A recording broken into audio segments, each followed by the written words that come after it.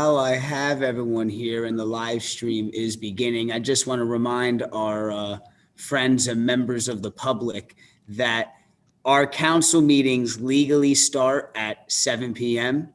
And this is where council then passes a resolution to go into closed session to discuss the privilege portion of the meeting. And our open session resumes at 8 p.m. I only say that because I got a couple questions on the Q&A here and a couple emails about it, which happens from time to time. I know it can be confusing, but I just want everyone to understand that's what it is. We legally open at 7 so council can publicly adopt the resolution to go into closed session, and then we all come back here to discuss things together. Just giving everyone that update.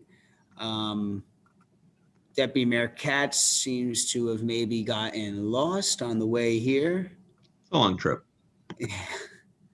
Let's give him 1 minute. We are live on YouTube.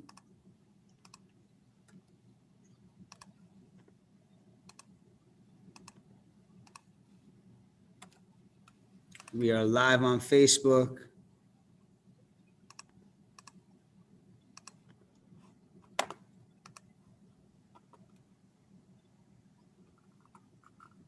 I know he was saying how he was going to be calling in.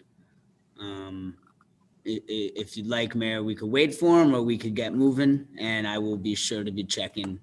Oh, there he is. Never mind. We all here? He's coming in. Ellis here, Mark's here. Okay. Whenever you're ready, Mayor. Okay. Gordon. Please rise for the Pledge of Allegiance. I pledge allegiance to the flag of the United States of America and to the republic for which it stands, one nation, under God, indivisible, with liberty and justice for all. Clark, will you call the roll, please? Councilwoman Romney Rice. Here. Councilman Began. Here. Councilwoman Organ. Here. Councilman Kaplan. Here. Deputy Mayor Schwartz. Here. Deputy Mayor Katz. Here. Mayor Dunleavy. Here. Adequate notice of this meeting has been provided by resolution number 226-2020, setting a copy to the newspapers officially designated for 2021 by way of resolution number 111-2020, filing a copy in the township clerk's office and posting it on the municipal building bulletin board, and the mayor hereby directs that this statement be included in the minutes. Thank you, and good evening, everybody. Welcome. Happy July. Tonight, our township administration present are Dean Kaczynski, our township manager, Doug Roussillon, our township clerk, Clarence Barnes, back at the mothership, our building maintenance worker, Ron Goodman, volunteer cable caster extraordinaire, and John Shadanian from the law firm of McCusker and Selmy, Rosen, and Carvelli. The next televised council meeting will take place on Tuesday, August 10th at 7 p.m. Prior to this open session, the council met in closed session to discuss the following: swim club lease, COVID-19 update, 824 Cedar Lane, legal issues and or opinions on any items on the open session agenda, litigation updates, Oprah, discussion of moving meetings back to chambers and face-to-face meetings for the rest of our boards and monuments on the green. And I would like to now, if we can all take a moment of remembrance and silence in the memory of Dalton and Amoya Brown, two Teaneck residents who we unfortunately lost in that terrible fire last week. Let's remember their family and their remembrance.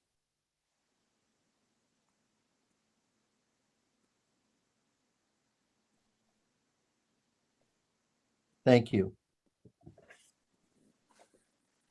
Okay. We have no presentations. We have work session items, any miscellaneous, any old business. Any new business? Any communications? Committee reports by council liaisons. Councilmember Pagan. Thank you, Mayor. The Shade Tree Advisory Board met recently, and they have some questions about the Phelps Park Arboretum, which we are looking into because they would like to help there if possible. And the Chamber of Commerce also met recently and has a question about bike grants for bike paths that we are also looking into. Now, bike paths more than likely will not work in Teaneck due to the high volume of traffic on our streets, but we are looking into those grants to learn more about them just in case. That's my report. Thank you, Mayor. Thank you. Any other council? And Mr. Mayor, Yes, go ahead. the Cedar Lane Management meetings is tomorrow night as we continue to plan the events over the next few months and go over their budget. As it relates to the planning board, at the last planning board meeting, 329 Alfred Avenue was approved site plan approval for approximately 240 units, I believe 255 units, I apologize. And that includes approximately 42 affordable on-site integrated housing units. This coming Thursday, we'll have a planning board meeting again. There'll be 2 signs on the agenda. Thank you for the report. Thank you. Any other liaison reports anybody has? Councilmember Rice, go ahead. Yes, Mr. Mayor, the Community Relations Advisory Board, I believe that Yassine mentioned to us at the parade, he wanted to do a presentation for the Matthew Feldman Award. Do you recall if that was Thursday, Mayor? I'm almost sure it was, council member. I'd have to get back. I think we were going to do a door-to-door thing. We would go to their homes and present it. Correct. You, me, and him. So Correct. I'm almost sure that was the day, but we should get back and solidify the day and the time. Yeah, I was trying to confirm that with Yassine. So, but yes, that really basically is the only thing to report at this time. Okay. Councilmember Kaplan? The Environmental Commission met under the new chair, Mr. Gillers.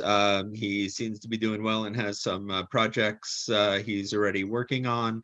The library did not meet, but they are actively working on the reopening plan, and I'm sure the manager and library will touch on that. As liaison to the Board of Ed, I haven't had much communication, but I would note that they did have a meeting last week and will have another special meeting tomorrow. Great. Anybody else? Liaison Yes. reports? Deputy Mayor Katz? Zoning subcommittee met. We discussed one of the potential litigation items that was in front of the Board of Adjustment. We also discussed the 100 State Street property and met with the potential developer to just lay out or get an understanding of what was going on their side and lay out our side as far as their responsibility to build the parking lot. We also spoke about some type of zoning change. Deputy Mayor Schwartz, do you remember the zoning change that we discussed?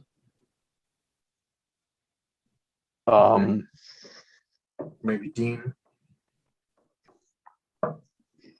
It was initial change. Oh my God, sorry, no.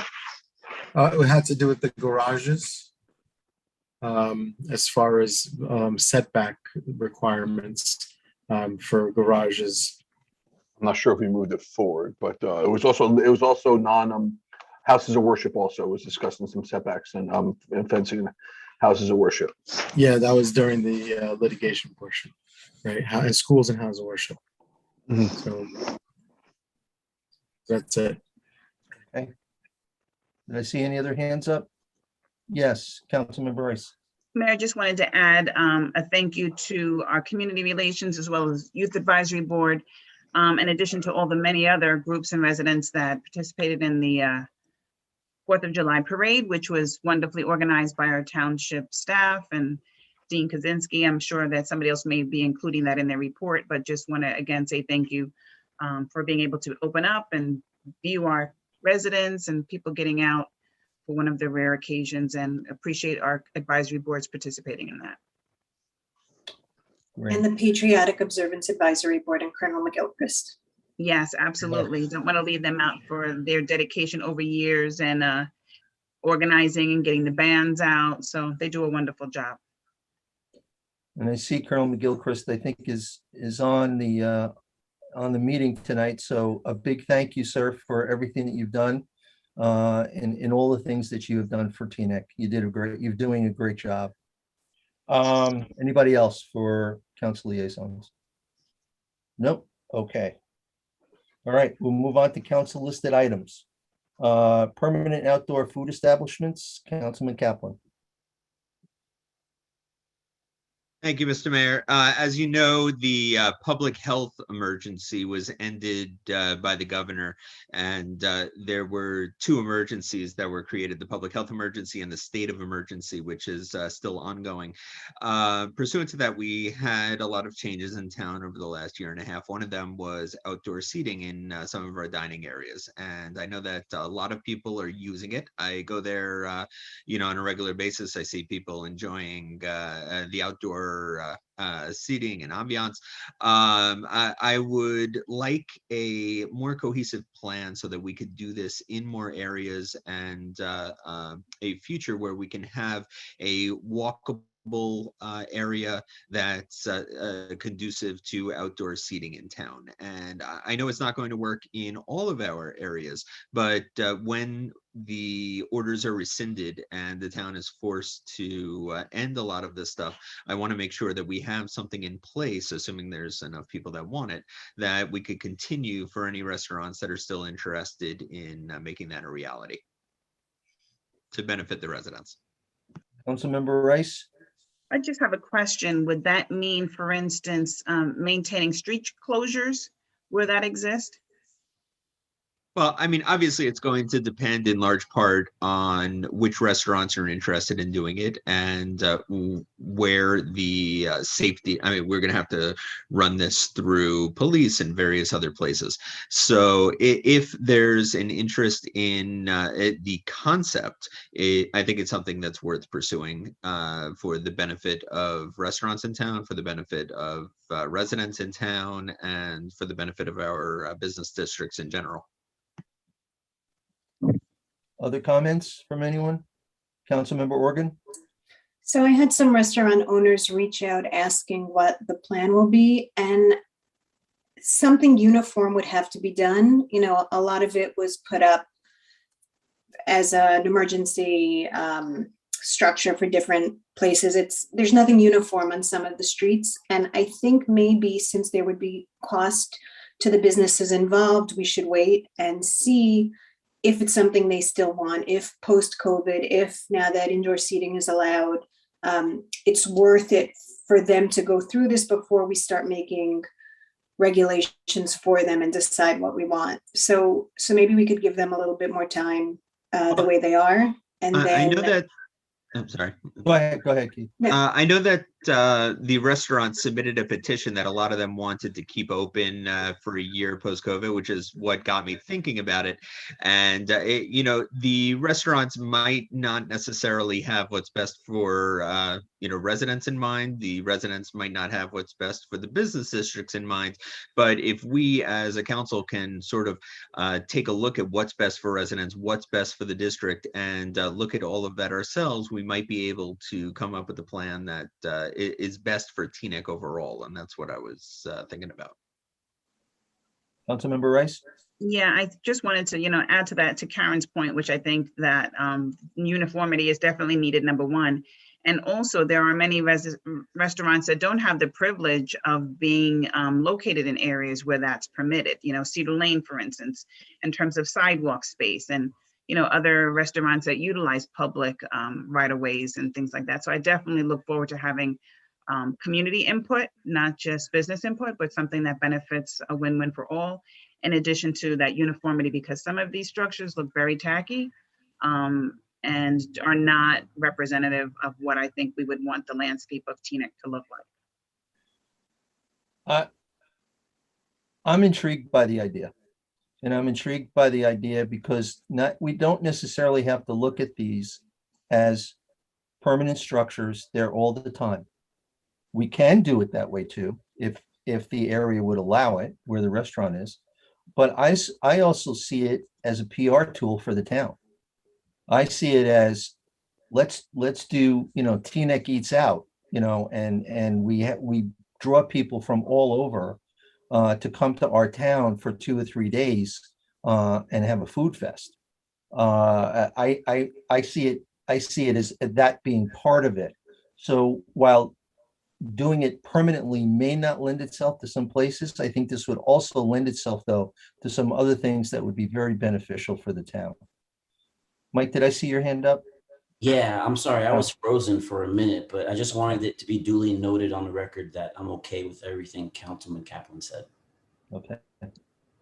But Any other- I just any- wanted Go ahead. to add, Mayor, that your proposal certainly seems to provide more equity, especially for those restaurants that don't have the privilege of sidewalk or area or street space.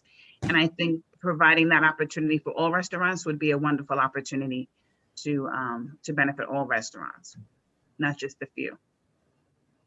So can I have 4 shaking heads? That, Keith, do you want to take this on? I would like to, as long as there's people willing to give it a nod. Okay. Mike is okay with it? I'd like to wait. Okay.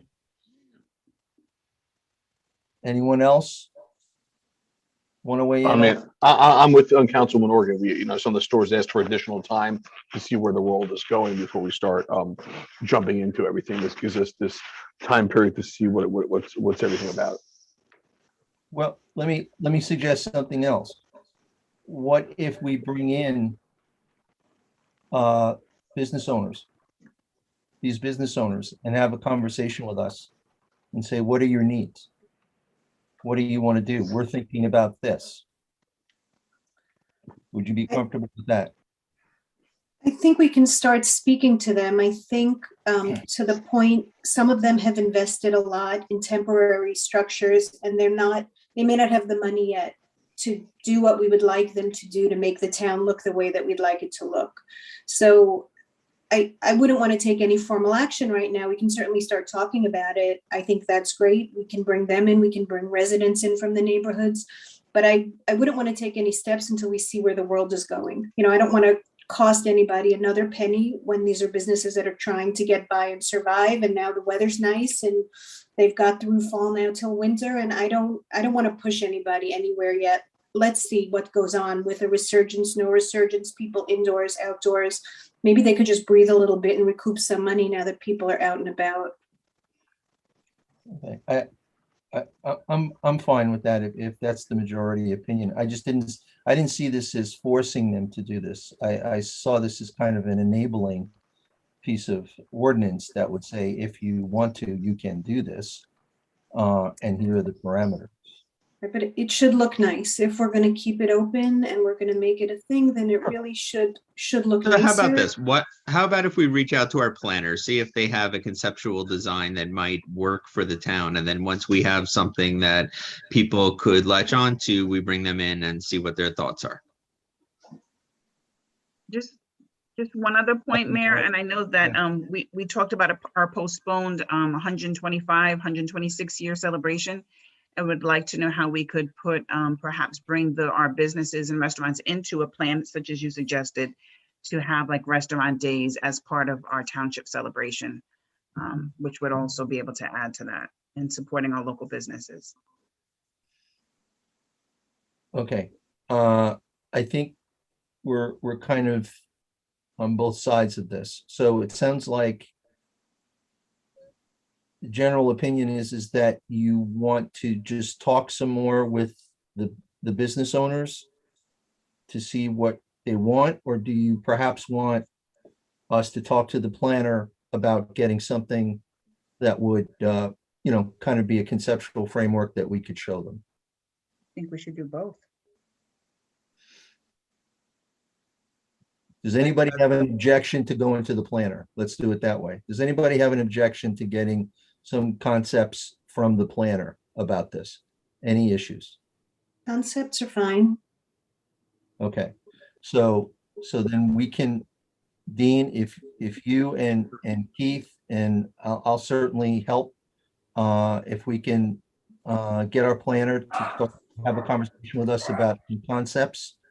And then we can bring it back here and see what people think, and then start to formalize something that we can show to the business community. Is that I know okay? there are some municipalities that, do outside dining, from spring until late fall on certain days of the week where they actually close down roads temporarily.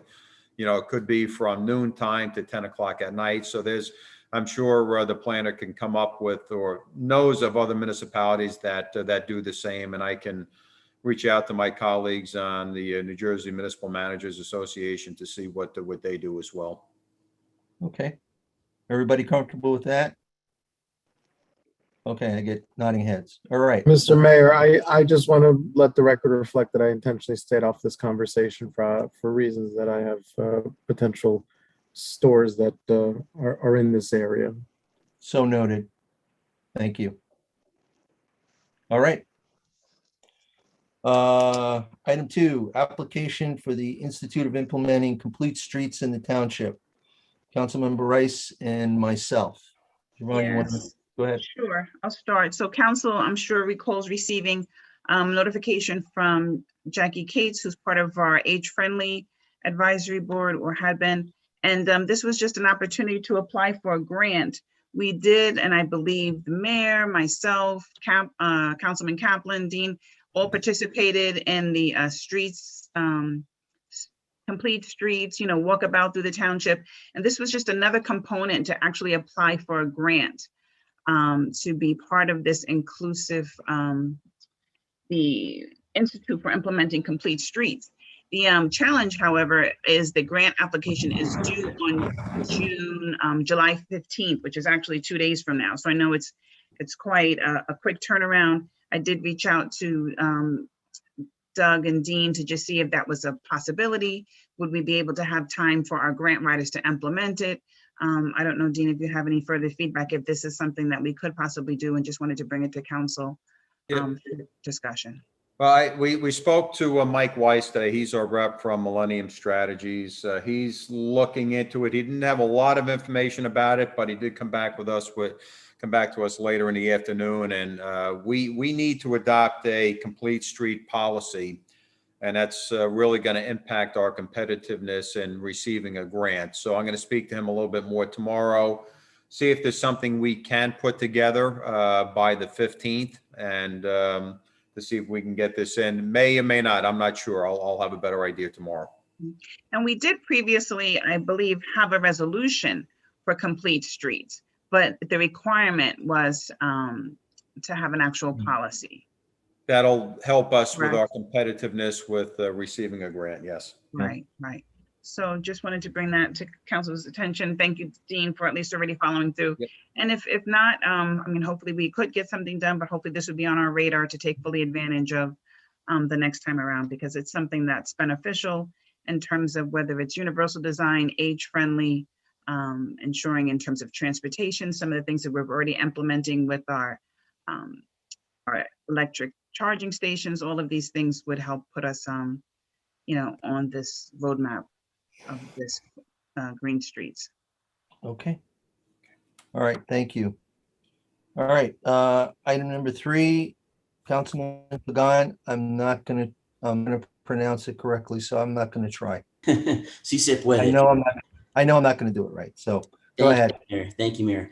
Everyone remembers the phrase, "Yes, we can," that Barack Obama made famous when he first ran for president in 2008. And it truly is a phrase rich with history and meaning. The phrase, "Yes, we can," was originally coined in Spanish as "Si se puede" by civil rights activists Cesar Chavez and Dolores Huerta in 1972. And it is a phrase that inspires millions of Latinos and millions of Americans across the country. And since Hispanic Heritage Month is rapidly approaching, with a start date of September 15th, I am making a motion to ask my colleagues on this council if we can paint a small Si se puede mural at Voti Park on the concrete walking path, when Hispanic Heritage Month begins. I will be more than happy to personally raise the funds to pay for the mural, and I know a number of Latinos in Teaneck and friends of the Latino community who would like to help paint the mural in red, white, and blue letters as a form of council speech if the council deems it appropriate to use this iconic and inspiring phrase to celebrate, honor, and observe the many contributions and accomplishments made by Latinos during Hispanic Heritage Month, which runs from September 15th to October 15th. We already have a design in red, white, and blue letters in mind. So what do you guys think? Is this something we can do possibly via resolution? Council, Deputy Mayor Katz.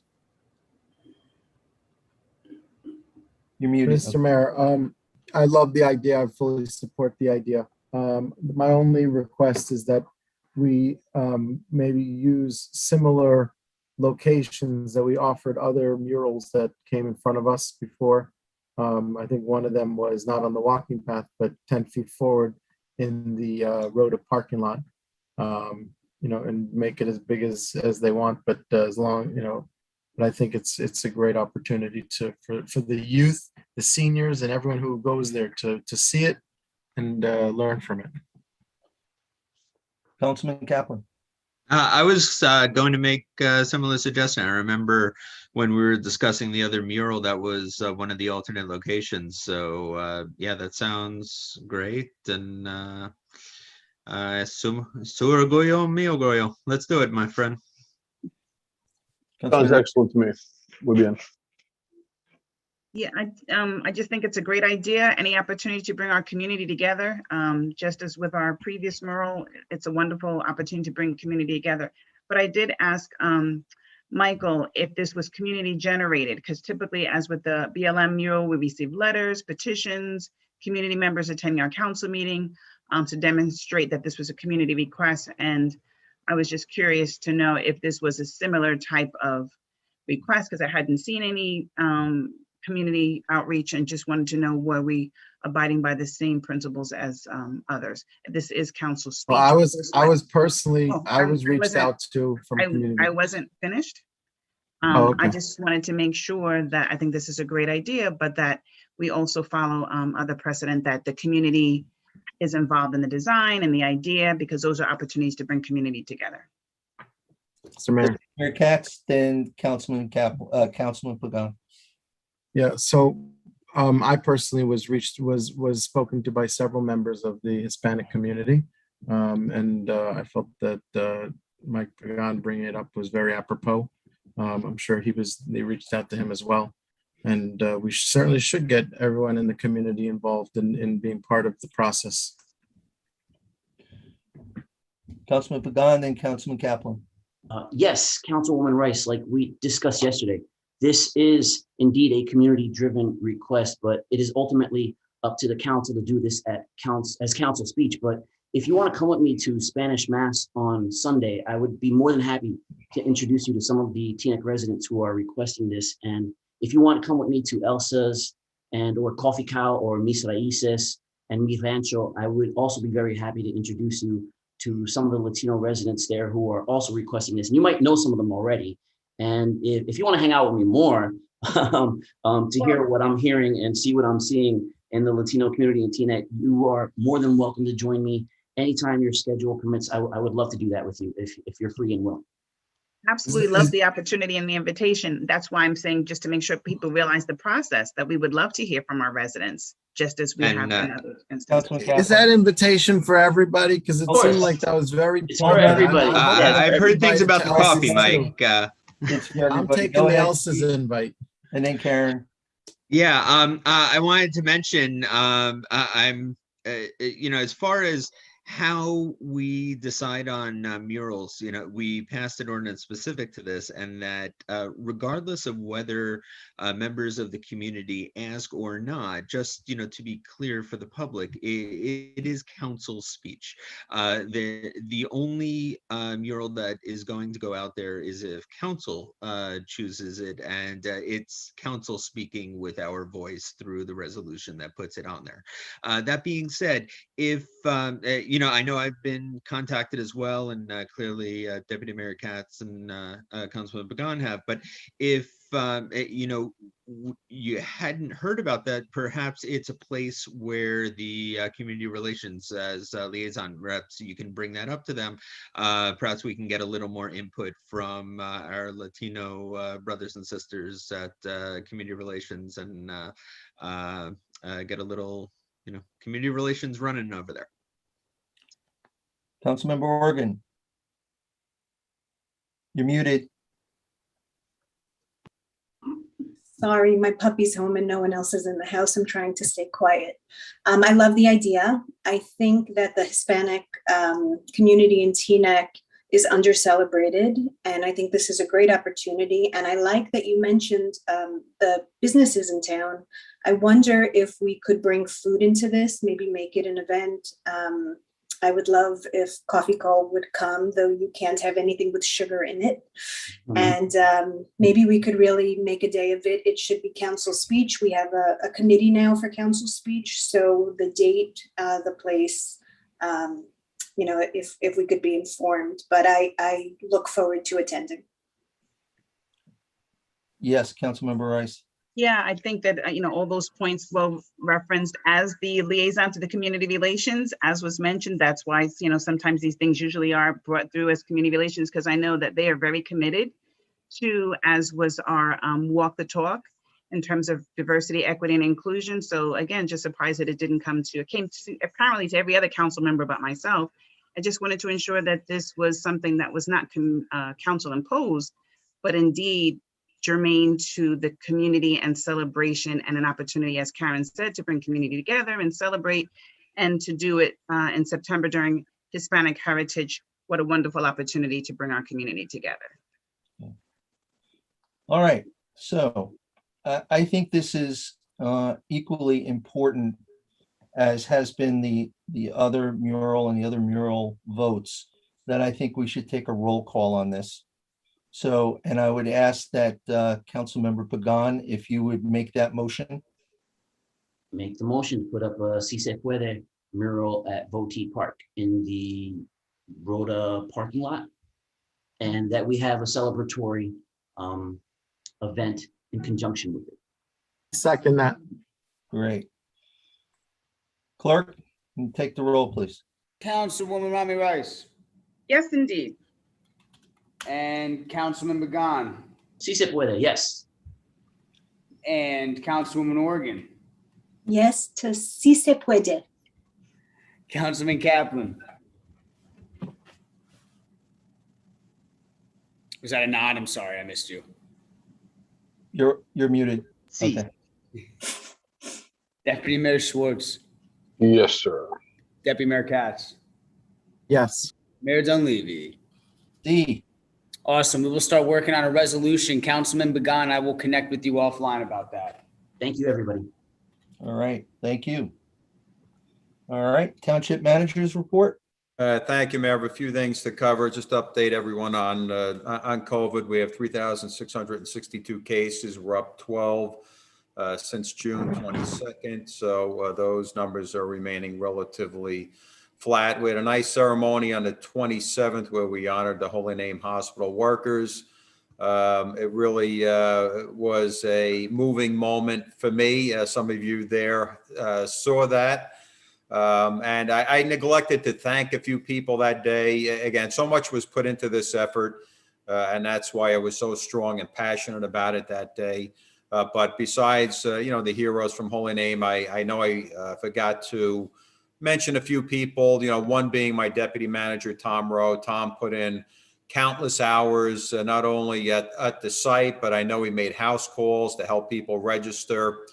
He did a lot of work with Holy Name Hospital. He was up there every day, allowed me to get back to the office. So I thank him so much for that. Of course, the police department for providing security, traffic control.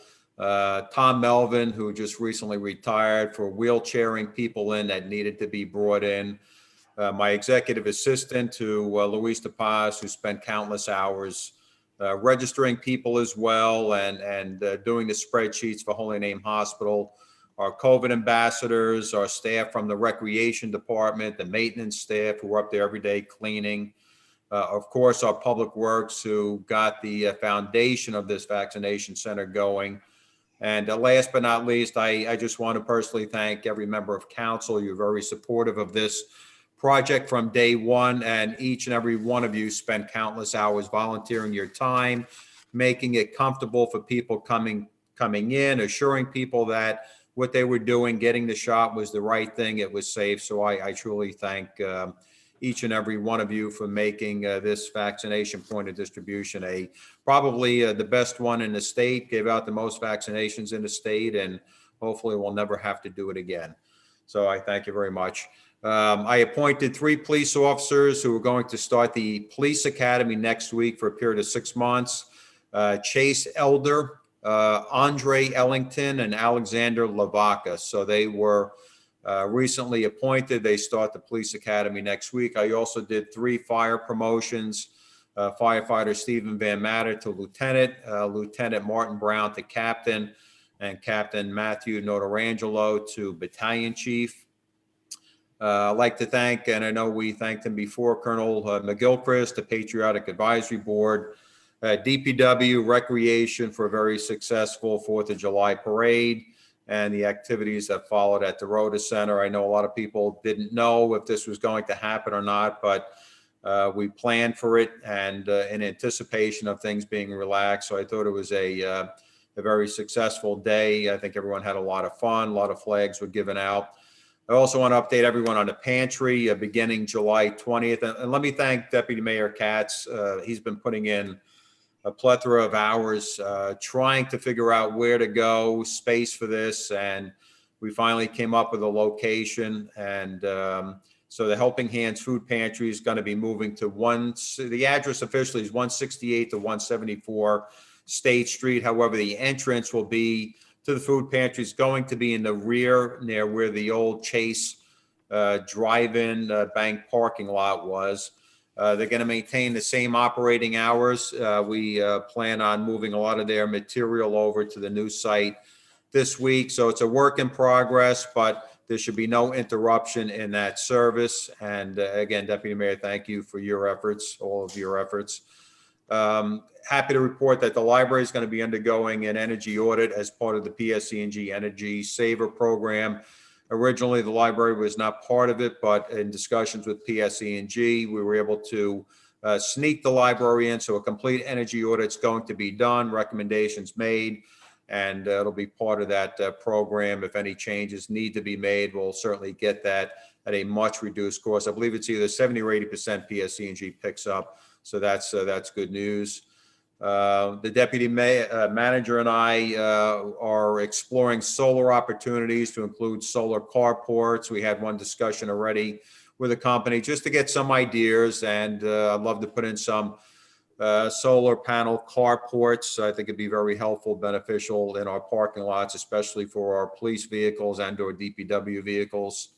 The parking lot, municipal parking lot, is basically done. The dual charging station is operational. We're currently setting up our account through ChargePoint. The cost is, of course, $1 per hour. There's a 4-hour max. ChargePoint collects 10% of that, and 90% goes to the township. And keeping my commitment to social services, our new social work specialist, Alex Serbone, is going to start his full-time assignment in the health department on August 16th. Up until that time, Vantage Health will maintain social services for the township. So we'll have somebody full-time beginning August 16th. Just a quick update on a couple projects. The 2020 road resurfacing project that's taking place in 2021 is on schedule. The schedule can be found online under engineering. Hawthorne tennis courts are almost done. In Tuyum Park, a lot of the material has been cleared away. Stone has been set, and they're ready to pour some concrete. However, again, there's a delay in getting the equipment in due to COVID. We expect all the equipment, new playground equipment, to be in the fall. And I want to remind everyone to sign up for township alerts. You know, we had This is the second tornado warning that Teaneck has experienced over the last, I guess, 4 or 5 months. So it's very important that the residents sign up for Nixle, reverse 911, so you get the important messages that you need to hear from my office and the report. Thank you, Dean. Mayor, Yes, Deputy Mayor Katz. just a comment on the report. First of all, the manager mentioned my help with the food pantry, and I appreciate it. I know that it was a council effort. I know that Deputy Mayor Schwartz was very active with that as well. And certainly Dean put in a lot of hours to make sure the most important, which was that they would change locations without missing any food to the residents in need. And then the second, I certainly want to recognize Dean and all of his efforts for the vaccination center. I mean, we literally saved lives. There's never going to be an event, I don't think, I hope, that we can say that this is something that we participated in. And Dean made it so seamless for the residents, for the employees, for the staff, for the people coming to get the shots. So for that, I think we all are so grateful. That's it. Any other comments? Okay, great. All right, legal report. John? Good evening, Mr. Mayor, Council, Mr. Manager. As usual, the report was made in the closed session regarding all the matters that are under litigation and that cannot be discussed during the public session. I have nothing further for the public part of the meeting. Thank you. Okay, thank you. All right, moving on to formal meeting items. We'll have a public hearing and adoption of ordinances. Doug, if you can read in the titles of the ordinances, please. Absolutely. All right, we are considering in second reading a few different ordinances tonight, council, members of the public. First up, we have ordinance number 19-2021, amending Division 2 roadways of Article 2 excavation in public ways of Chapter 14 excavations and soil removal of the Code of the Township of Teaneck pertaining to excavations within public roadways, streets, parks, or public places. Next up, we have ordinance number 20-2021, establishing salary ranges and classification of positions for municipal employees in the Township of Teaneck, included within the Public Works Supervisory Group for the years 2021 to 2024. Ordinance number 2022-2021, amending Section 36-12 of Division 2 of Article 2 of Chapter 36, entitled Traffic of the Code of the Township of Teaneck, respecting prohibited parking at all times along a portion of Jefferson Street. Ordinance number 23-2021, amending Section 36-11.2 of Division 1 of Article 2 of Chapter 36, entitled Traffic of the Township Code, to delete restricted on-street parking spaces for the handicap at 370 Woods Road. We have ordinance number 24-2021, amending Section 36-11.2 of Division 1 of Article 2 of Chapter 36, entitled Traffic of the Township Code, adding restricted on-street parking spaces for the handicap at 1410 Somerset Gate. Ordinance number 25-2021, amending Article 2, parking of Chapter 36, traffic of the Code of the Township of Teaneck, to add Division 10, respecting the location, installation, and regulation of electric charging stations, and amending Appendix 3, fees and charges for certain township services of Chapter 2, Charter Administrative Code of the Township of Teaneck, respecting electric charging station fees. We also have ordinance number 26-2021, amending Section 36-14 of Division 2 of Article 2 of Chapter 36, entitled Traffic of the Code of the Township of Teaneck, respecting prohibited parking between the hours of 9 a.m. and 1 p.m. Monday through Friday along a portion of Shelbourne Street. Last but not least, we have ordinance number 27-2021, amending Section 36-19 between 2 a.m. and 7 a.m. of Division 2, prohibited parking of Article 2, parking of Chapter 36, traffic of the Township Code of the Township of Teaneck, respecting to the east side of Elm Avenue. And believe it or not, that is all the ordinances that we are second reading this evening. Thank you, Doug. I'll ask if anyone on council has any comments. First, Yes, Mayor Katz, then Councilmember Kaplan. Yeah, I just want to give a special shout out and recognition to Councilman Kaplan. You know, I don't think that residents recognize the fact that he puts so much time and effort into many of these ordinances and resolutions. But one specific one is the one that has to do with the utilities and repaving of the streets and the requirements. You know, so often we get complaints from residents that they want their streets repaved. And a lot of times it's due to the fact that utility came, ripped up the street and left it not better than they found it. And what Councilman Kaplan did by redrafting this ordinance is really putting some teeth in requiring the utilities to be a little bit more considerate and a little bit more mindful on how and how they repair the street and how much they repair. So I personally want to thank him, and this should give a lot of good quality of life for residents in Teaneck. Councilman Kaplan. Thank you, Deputy Mayor Katz. That is correct. If you take a look at the ordinance, if you live on a street where we recently repaved your street, only to find out that a couple years later, the water company, the gas company, someone who doesn't have to pay us much attention because they just don't care, goes and rips up a portion of your newly paved street. I mean, there's not much that it gets me more angry or the residents. And one of the things this does is that anytime we are going to pave a street, we send out notices to those utilities. They're going to have to do whatever repairs they have during that time frame. And if they don't, if they rip up those streets within 5 years after repaving, and there are other time frames for other kinds of repairs, they're going to have to do a full curb to curb repaving of the street. It is simply not okay to completely disregard, especially when we tell them we're going to be doing certain streets at a certain time. So that is something that you know, Councilman Deputy Mayor Katz mentioned a while ago, and I was very happy to work on. One question I had was regarding, I believe it's Ordinance 22-2021. There's just a weird situation because Jefferson splits and it hits Winthrop in 2 different places. And I know it's sort of obvious to us here which intersection of Jefferson and Winthrop we're talking about in the ordinance. But once we write that in the code, obvious doesn't really work anymore. So if we can just tweak whatever it is, I'm sure it's the definition of a de minimis addition. John, whatever you think the language requirement is to indicate which version of Jefferson that is. John? I'm just making sure that I understand that there's more than one section of Jefferson is what Councilman Kaplan is saying. So we just have to indicate, is there a designation or is there a way to delineate that? Do you have it as a suggestion, or is it like east-west or north-south?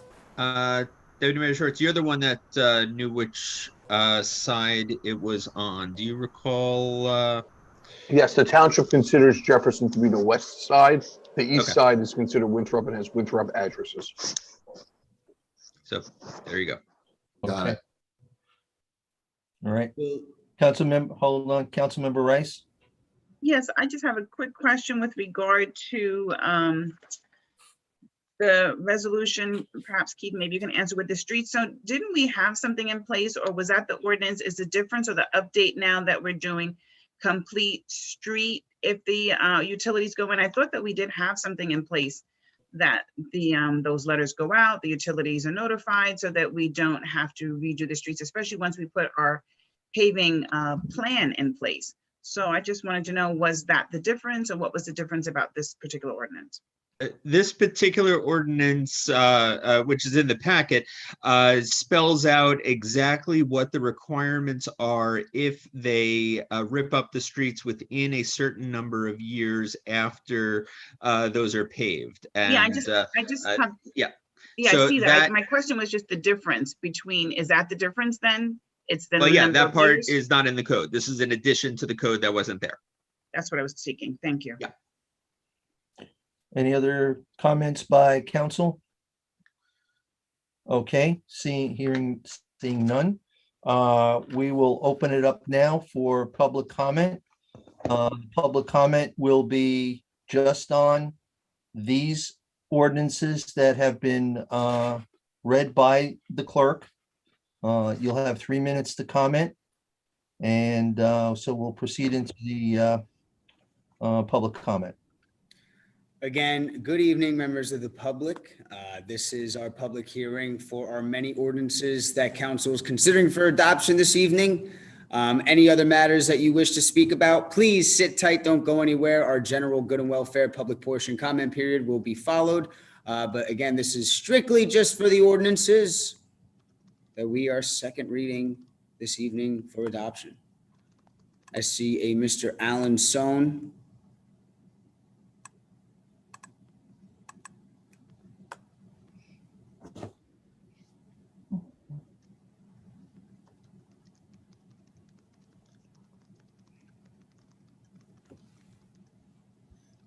I appreciate the efforts to clarify where Jefferson meets Winthrop, but it meets Jefferson meets Winthrop at 2 points. The clarification made by Mark Schwartz does not make it any clearer. The question is, there is an island where on one side it's Jefferson and it meets Winthrop to the north of that, and south of that island is Jefferson where it meets Winthrop again. The question has to be clarified one way or the other as to whether it's from the point where it meets it on the island or to the east on the west side of the island or on the portion south of that. And I think that clarification is necessary one way or the other, whether this is de minimis or not. The efforts to clarify it have not, in fact, clarified where that location is. And I hope this can be clarified for the benefit of those in the township and those who live nearby and are impacted by this. Thank you. Thank you, Mr. Sohn. I see Laverne Lightburn.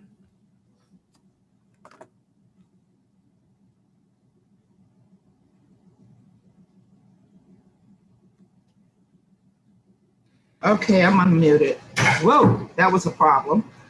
Hello, everyone. Hello, Ms. Lightburn. You have 3 minutes, miss. Okay, this has to do with the ordinance. I have a question about it. The ordinance when it comes to the streets being paved and things that Mr. Kaplan was talking about, Councilman Kaplan was talking about, is that going to include when a job was done incorrectly? Because on Anna Street specifically, when they fixed the streets, they paved it, it looks beautiful, but however they fixed it, and I've called the town, however they fixed it, the water runs right into people's homes. I took pictures of everyone's home. So I wanted to know, is that gonna address it? And how do you fix what has already happened?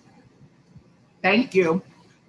Doug, I just love the way you have such good spirit when you talking about your ordinance. Thank you, Ms. Lightburn. Hey, baby. Okay. Have a good night. Night. No, I'm coming back for the next welfare, good and welfare. Remember that. We'll see you then. All right. Any members of the public for ordinances? Just the ordinances.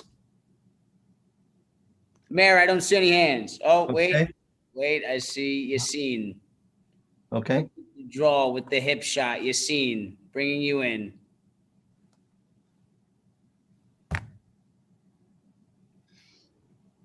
unmute Yassine. All right, good evening, everybody. I literally had to step out of my sister's engagement party to do this. And if I don't say anything nice about her tonight, I'm gonna get yelled at. So anyways, I took away the good looks from Ellie Katz, and then my sister stole the good looks away from me. Not all of it, but most of it, and the rest went to Doug Rossione, and he added that to his charisma, and that's why it's so good. Now, I'm speaking in favor of the ordinance to remove the parking restrictions from a portion of Elm Avenue between Elm Terrace and North Street. Look, that is the best thing to do. We had petitioned, the overwhelming majority was in favor of the change, but we accepted the compromise. We asked for a compromise because we discovered that there is some history behind this issue. And we said, okay, you know what? There isn't a compromise on the table, and that is tonight's ordinance. I don't think it's going to hurt anybody. I hope you're not going to use any profanity tonight. Don't use the D word.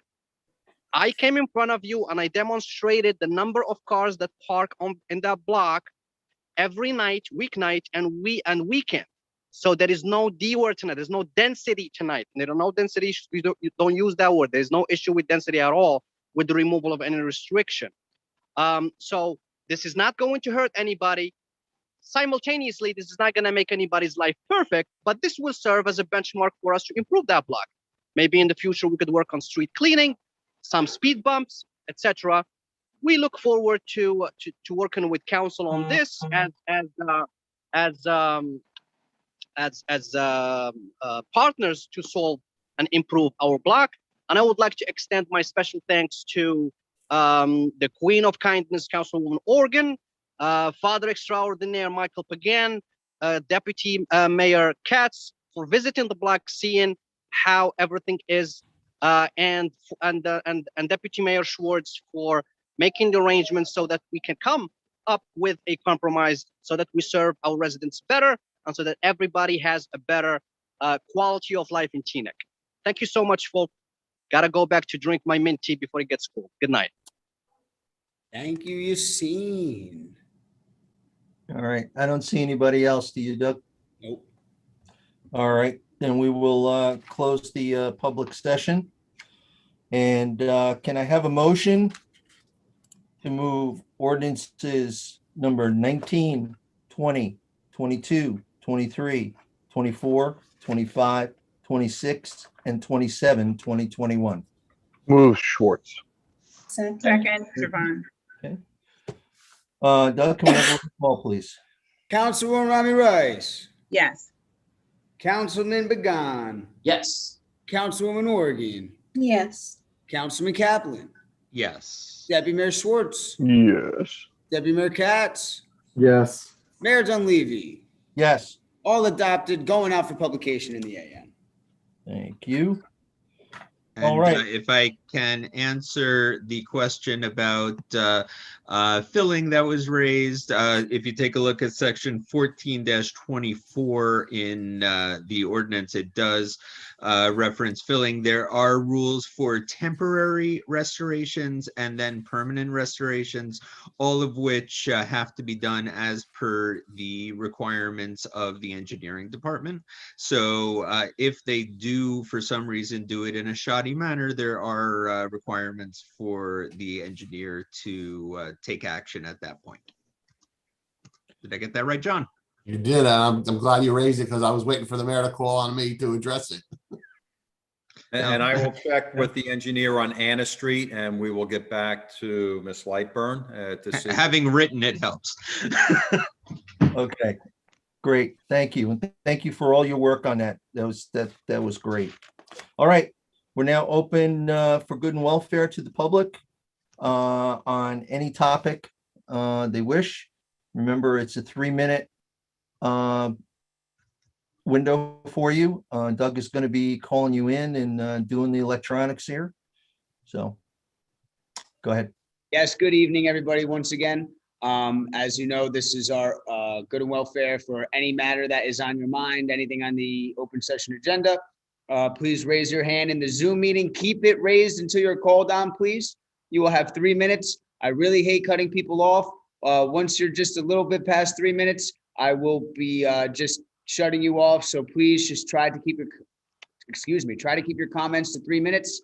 And without further ado, I'm going to bring in Miss Jackie Cates to start us off. Give me just a second here. I brought her in. It's taking just a second. There she is.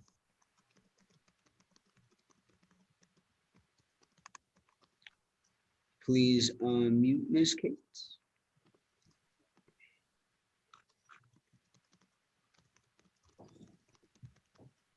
Miss Cates. Looks like you've unmuted. I've unmuted, but I've lost the video, but I'm going to speak anyway if you can hear me. Can you, Doug? I can hear you loud and clear, miss. You have 3 minutes. Okay.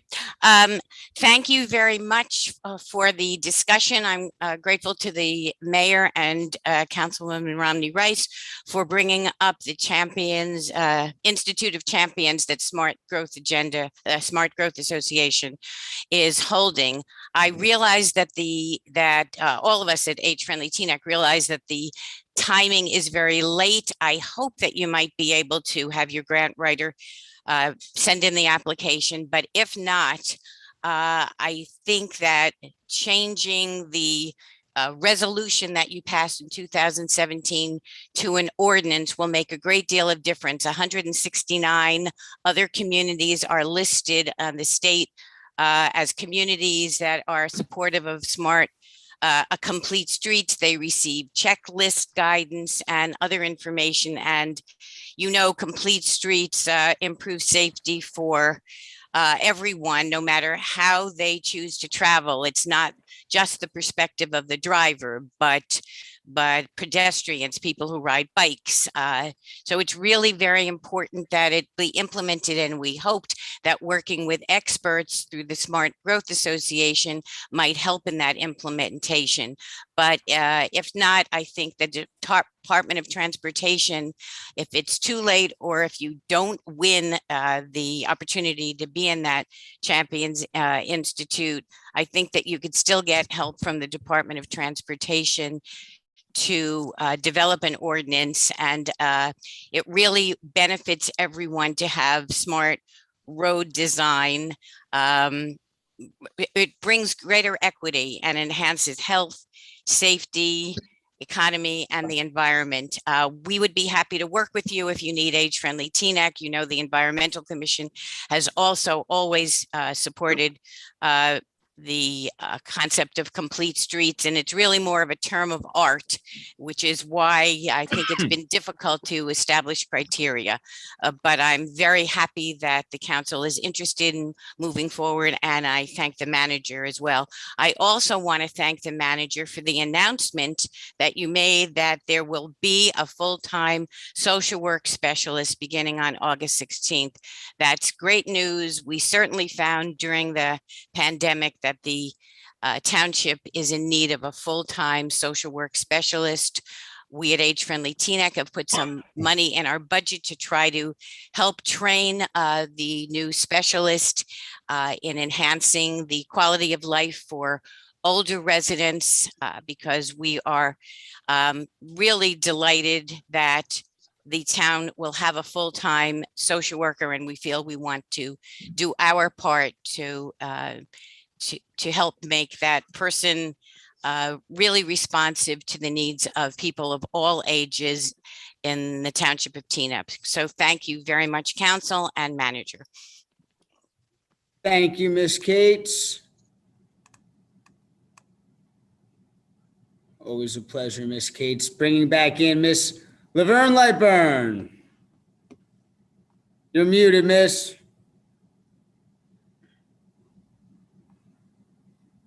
Hello, everyone. 3 minutes. Okay, this is specifically for Kaplan. I am talking to you as a councilman, as my councilman. I would like to say that I didn't come to the June 1st meeting to do a hit job, as you stated. I did email you on the studies showing urban poultry needs regulations to protect human beings. That was my purpose. While I was there, what I was saying, with that said, you attacked my character. When I spoke to you, it was as a councilman, not as Kaplan, the person. I was addressing your lengthy speech. Now, while I empathize with the plight of what was happening in another country, I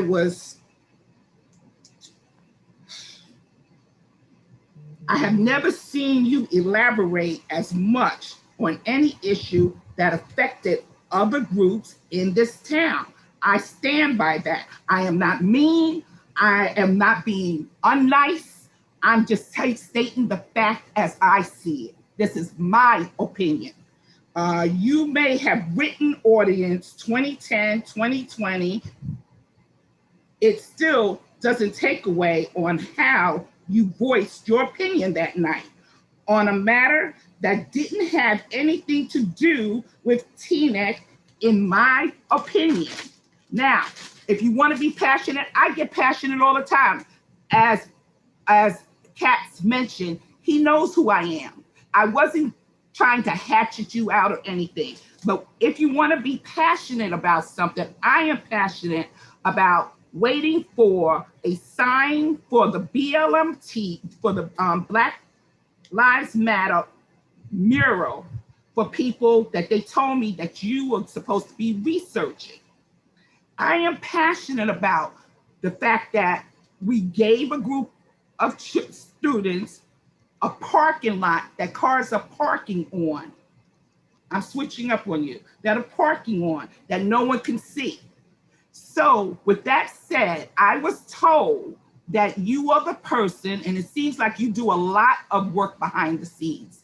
I will, I give you your props when that's concerned, but we are still waiting for an answer, for just a sign to point out about Black Lives Matter. So when you talk about passion, I'm passionate about that too, but it has to do with TNEC and what's happening in TNEC. So I hope we can squash this, because I did have a lot of people during July 4th and some of the places that I'm around that did not like the way you spoke. I didn't even see it until today, really. They did not like the way you. Ms. Lightburn, I apologize. Your 3 minutes were up again. I know that you have my email. That goes for all members of the public. If I unfortunately need to turn you off after your 3 minutes has expired, my email is clerk@tnecnj.gov. If you were not able to finish your statement within the 3 minutes allotted, please send me an email at your earliest convenience. I will be sure that it gets into the record verbatim, copy and paste. You have not to worry. Mr. Alan Sohn. Can you hear me? Yes, sir. Loud and clear, 3 minutes. So I think we can watch the rats jump ship and click off their cameras. Not all boards are created equal. Statutory boards like the Environmental Commission and our land use boards are created by state law. Land use boards are incredibly powerful, shaping our master plan and allowing variances and waivers to be granted to develop in manners inconsistent with that plan. Township Manager Kaczynski has gotten new blood onto the Environmental Commission, knocking off members and chairs left and right to give opportunities to a diverse group of new board members. Not so in our land use boards. Boss Katz, Boss Schwartz, and Boss Dunleavy are mostly reappointing the same people over and over again, with no concern about diversity of background or perspective. Every single one of the 12 people being appointed in resolutions 214 to the Board of Adjustment and 215 to the Planning Board are men. Despite 15,000 women in TNEC over age 18, Boss Katz, Boss Schwartz, and Boss Dunleavy couldn't find one qualified woman. These are the same folks who couldn't find a single qualified woman for a leadership position last July 1st. They've learned nothing. In our diverse township, all 8 people given full voting seats are white men. As seen from way back in 2006, 6 of these 8 have served for all or most of the past 15 years. Chair Bodner for 20 years on the planning board. Jan Meyer, chair of the Board of Adjustment, goes back 25 years before Amazon sold its first book or Starbucks its first Frappuccino. How many decades are enough? I think we can have freer and fairer elections for Township Council if they are chosen when more people vote in November. Nearly 1,400 people signed petitions and agree. But Boss Katz wants to suppress the vote, and he'll say anything to keep his way. Boss Katz, who are the alleged party bosses who will take over TNEC? Who are the out-of-state groups and Trenton connections you claim will be dictating choices? If you have evidence, where is it? Aren't you and your council colleagues guilty of the same things you accuse others of doing? Have you or your colleagues accepted money from special interests who do business with the township, as when Pagan, Organ, and Boss Schwartz took pay-to-play money?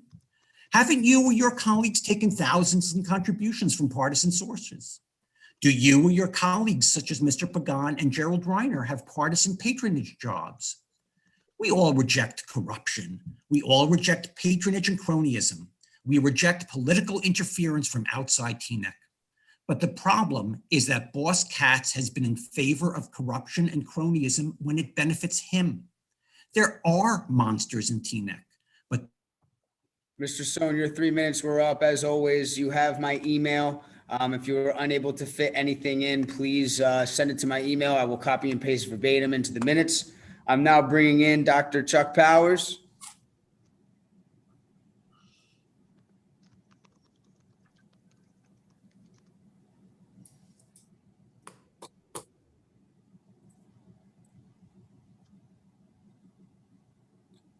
Hello there, sir. Can you hear me? Do you hear me? Yes, loud and clear, sir. You have 3 minutes.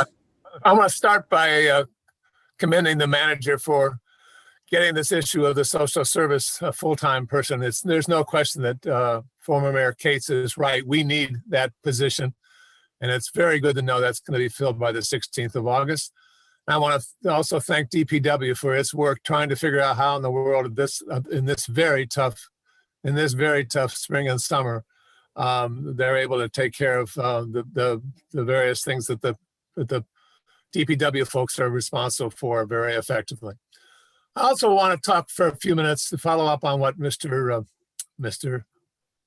Sohn had to say about the strange phenomenon of continuing to appoint exactly the same people of exactly the same gender to run the really incredibly important jobs of deciding the major land use decisions in this town. There are no, actually, it's probably the case that what the land use boards decide these days is more important, council, than what you decide. And yet the same people are going back again. Now, you said last time that the reason you were appointing these same folks again was because of the magnificent job that they had done. Well, no one doubts that land use boards are going to be sued a lot. The question is whether or not they lose in the courts. And our land use boards are doing very poorly in terms of the litigation in which they are found to be engaged. That the only reason that happens is because either a process matter or a substantive matter has been misunderstood by your land use boards. And what is it that they have been doing? Can you tell me why it is that I can go on the township website and find that there's not one single minute for the last 26 meetings of the planning board on our website? And why there is not one single minute for the last 28 meetings of the Board of Adjustment? It is the responsibility of any good chair of any land use boards and their membership to make sure that the public knows what it is that they decide. There is no way the public can reasonably understand the very important decisions being made by these land use boards if they don't bother to get the minutes up on the website. And I believe that suggests we need new people who will actually care about transparency rather than talk about it. Thank you. Thank you, Dr. Powers.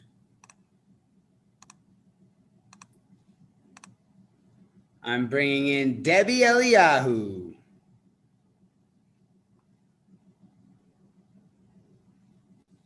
Hello. Hello, Debbie. Hi. Oh, 3 minutes. Okay. I would like to, good evening, first of all. I would like to respond to Deputy Mayor Schwartz's announcing my voting history at the last meeting. Though individual voting histories are a matter of public record, they aren't readily available to the general public. And according to the Bergen County Board of Elections, are made available by Oprah requests to election candidates, campaigns, and political parties to be used for political use. I don't need to justify to you or anybody else why I didn't go vote on a certain date, just as I don't need to explain my employment situation, income, family situation, health status, and whether these affect my ability to leave my home to work, vote, or attend meetings. And the change in my attendance frequency was also announced by Deputy Mayor Schwartz. Months ago, I asked that council members stop personal attacks on private members of the public who speak up during good and welfare. While members of council are elected and compensated to represent us, residents are not. But it is our job to tell council members how we think they are doing their job and if we agree with them or not. When we elect them, we put them in a position of trust. Some members, and in this case, Deputy Mayor Schwartz, used the dais to try to intimidate me because he doesn't like the fact that I finally became well enough to attend meetings and many of my opinions aren't to his liking. It is public information, but my individual information was announced for all to hear without my consent. Though technically not illegal, Deputy Mayor Schwartz's announcement felt inappropriate and invasive. I doubt that release of the information to campaigns and candidates was with this kind of behavior in mind. It also made me wonder, as we all should, what other public information is available within minutes to Mr. Schwartz and possibly other members of council, or non-public information about each of us in this township. What information could be aired publicly if it suits a council member to put us in our place? Can we trust council members with sensitive information? We all should think about that. I expect council members, and certainly those serving in a higher position, to exercise judicious behavior, especially after what seemed like a heartfelt apology a number of months ago. I emphasize seemed like. Apparently, words didn't mean much, but behavior does. I will be asking for a change to the meeting format whereby residents who have been singled out by a council member will be given an opportunity to respond after the council responses to good and welfare. It is time to end the one-way hit and run advantage currently afforded council members who need to be held accountable. Debbie, I apologize. Your 3 minutes were up. You definitely have my email. Please send me your comments. I will copy and paste them into the record. I am now bringing in Miss Natalie Addison.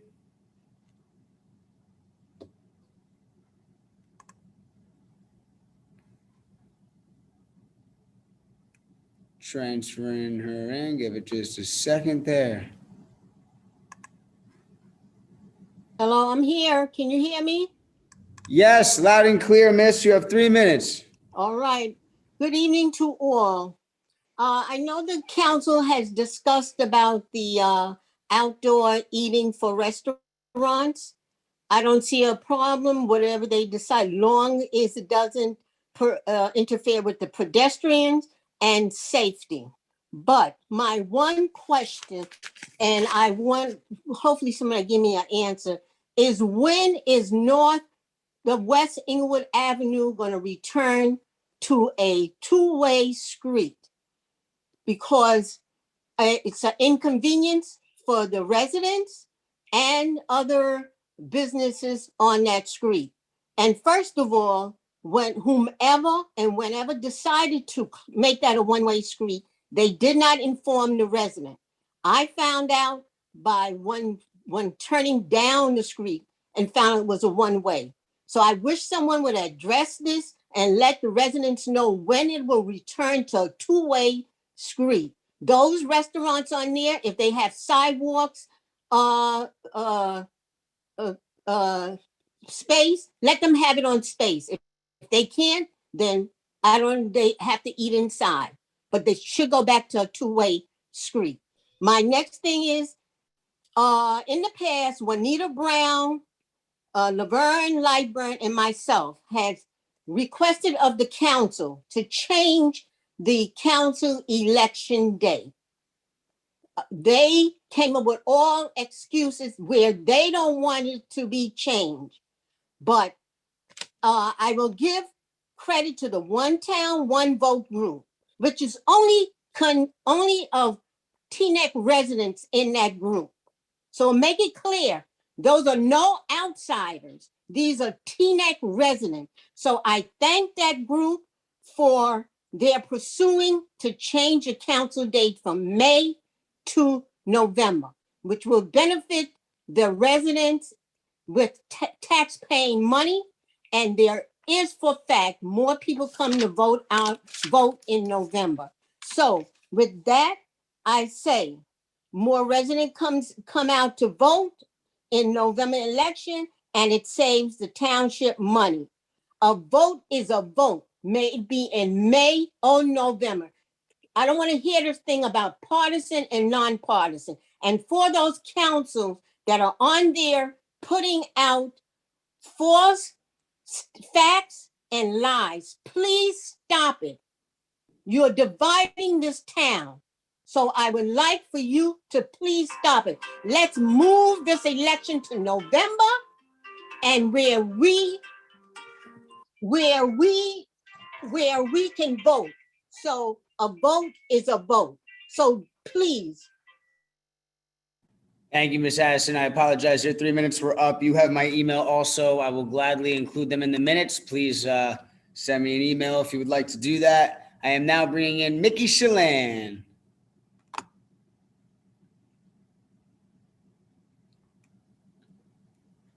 Give it just a minute.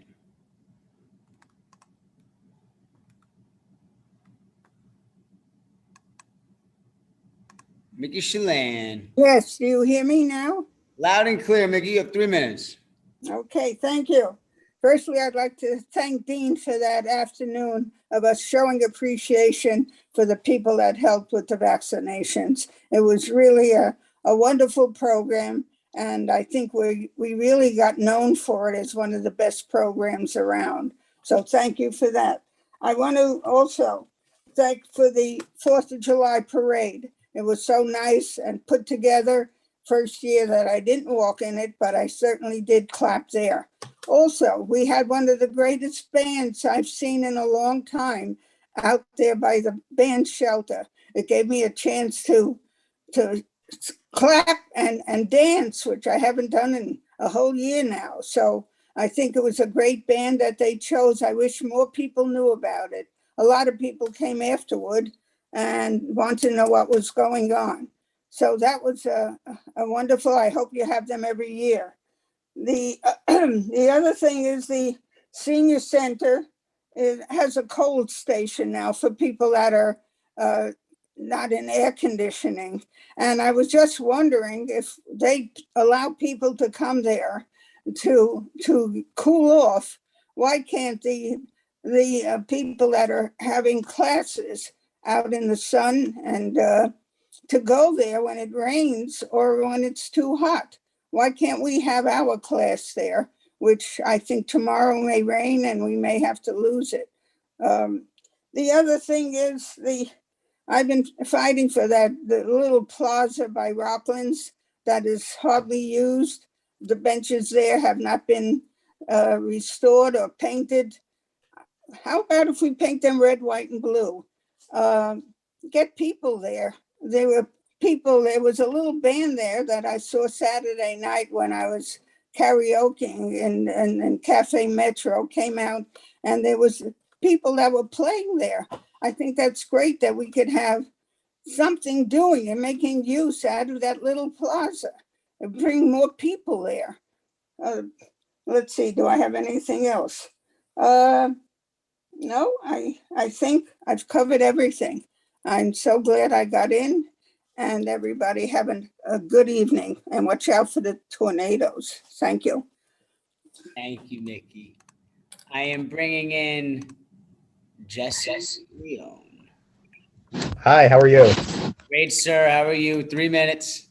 Good, thank you. I wanted to commend the council for tabling the very flawed chicken ordinance that was up last month.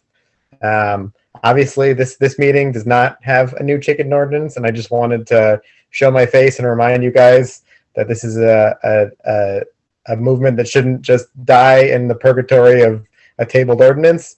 Please revise the ordinance, make it possible for people to actually buy a coop commercially that exists on a shelf somewhere, or that they can click to from online, and raise and harvest from their chickens responsibly raised and healthy eggs. Thank you very much. Thank you, Jesse. Always good to hear from you. I am now bringing in Andrew Roney.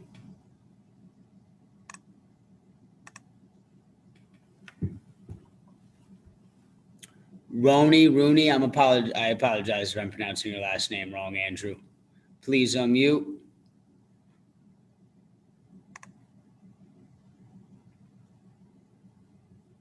Is okay. You hear me now, okay? Loud and clear, sir. You have 3 minutes. Okay, thank you. I had actually signed in today to listen to the discussion about changing the parking regulations, but something that Councilwoman Rice and Councilman Pagan had mentioned made me realize there's something else I'd like to talk about. It's an idea that I pitched to Representative Gottheimer's office about a year or so ago. I had several conversations with his manager of constituent services, Victoria Nadler. As you will probably know, the veterans of Teaneck school desegregation battles in the 60s are like the veterans of World War II. There's not many left. I believe Theodore Lacey is still alive in the northeast section of town. I know of one woman in her 80s, a friend of mine who lives in the northwest section of town. Her husband's mentioned several times in Reginald Damerel's book, Triumph in a White Suburb. He was active in getting the school district desegregated. It occurs to me that having an oral history of these people, including students who were in the schools during those years, that would be archived in the library, would be a valuable asset to this town. So that's what I had to say. I would like maybe some comment on that, or maybe have discussions with any of you about this going forward. That's it. Thank you, Andrew. There is one member of the public who is Q&Aing in here and is having a hard time getting their hand up. I'm going to try to see if they could get on quick. 873018, I believe this is Robert Montgomery. Can you hear me? Yes, I hear a lot of feedback though, sir. Let me just mute everyone else here. Try again once more. Okay, how does it sound now? If you're listening to the meeting on another vessel, please mute that and just speak into your phone. Okay, what I wanted to talk about tonight has to do with public safety. One of the problems that has occurred over the last couple of years in the township of Teaneck is the elimination of Engine 1. The township of Teaneck is divided into 4 fire districts.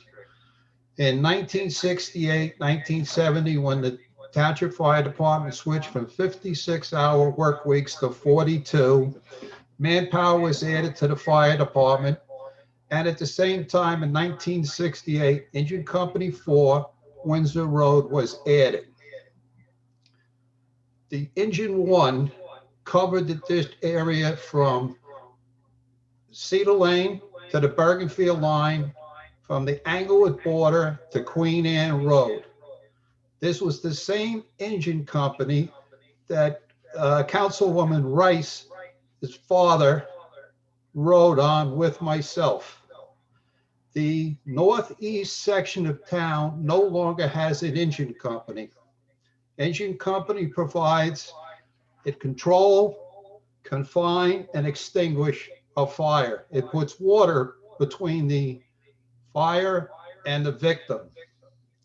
Ladder company has ventilation, entry, and search as their goal and function.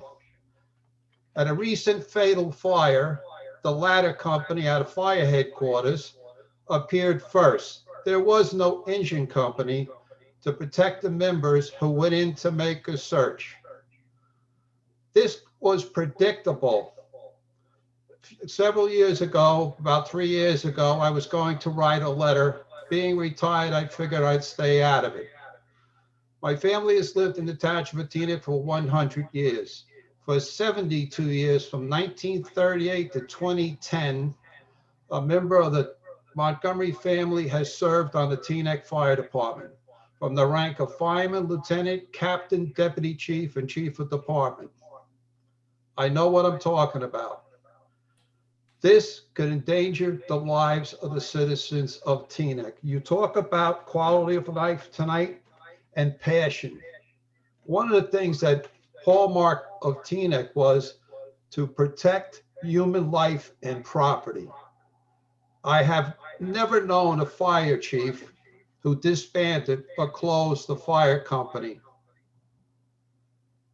I do now. I don't agree with it.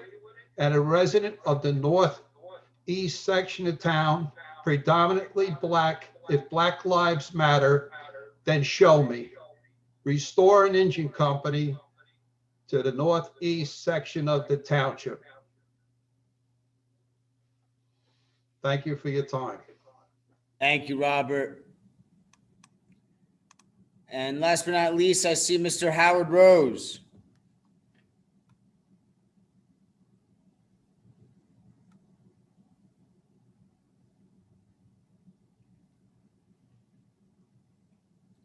Mr. Howard Rose, can you hear me?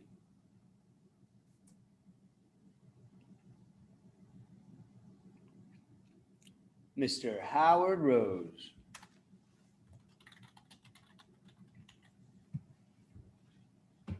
I see you're unmuted, sir. Oh, now you're muted.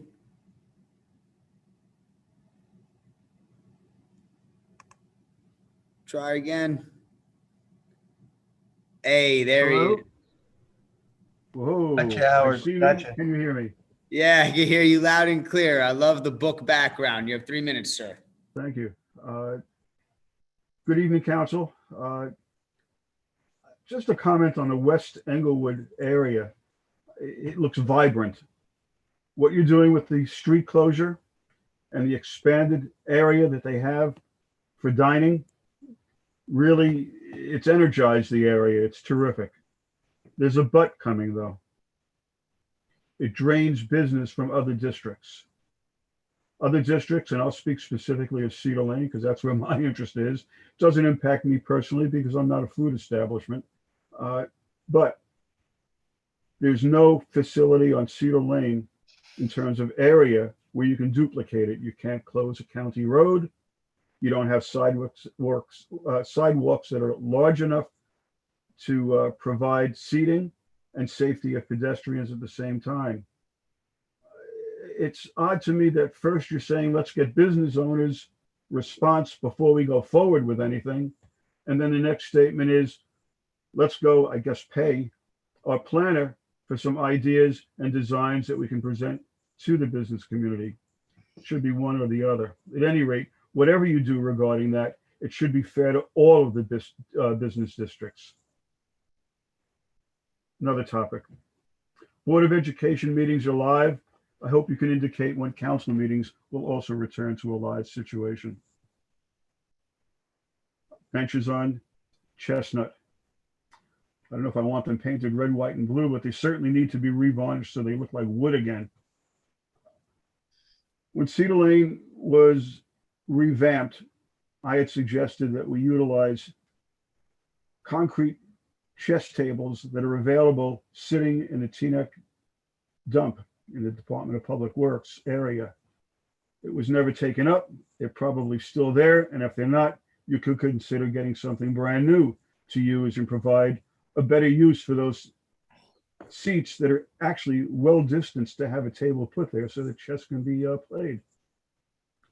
Chicken ordinance. I don't know. I'm wondering if you've contacted other towns that have chickens to determine whether or not there's been any increase in chicken pox. I was just kidding on that one. Thank you for your time. That's really it. Thank you very much, Howard. Good to see you, sir. Mayor, at this time, I don't see any other hands. All right, then we'll close good and welfare for this evening. Next up, we will council will make some comments on what the public has talked about and perhaps other things. So with that, I'll start to my right and Councilmember Rice. Okay, and I'm sure that we're going to continue to do round robin and start from your left at some point in time.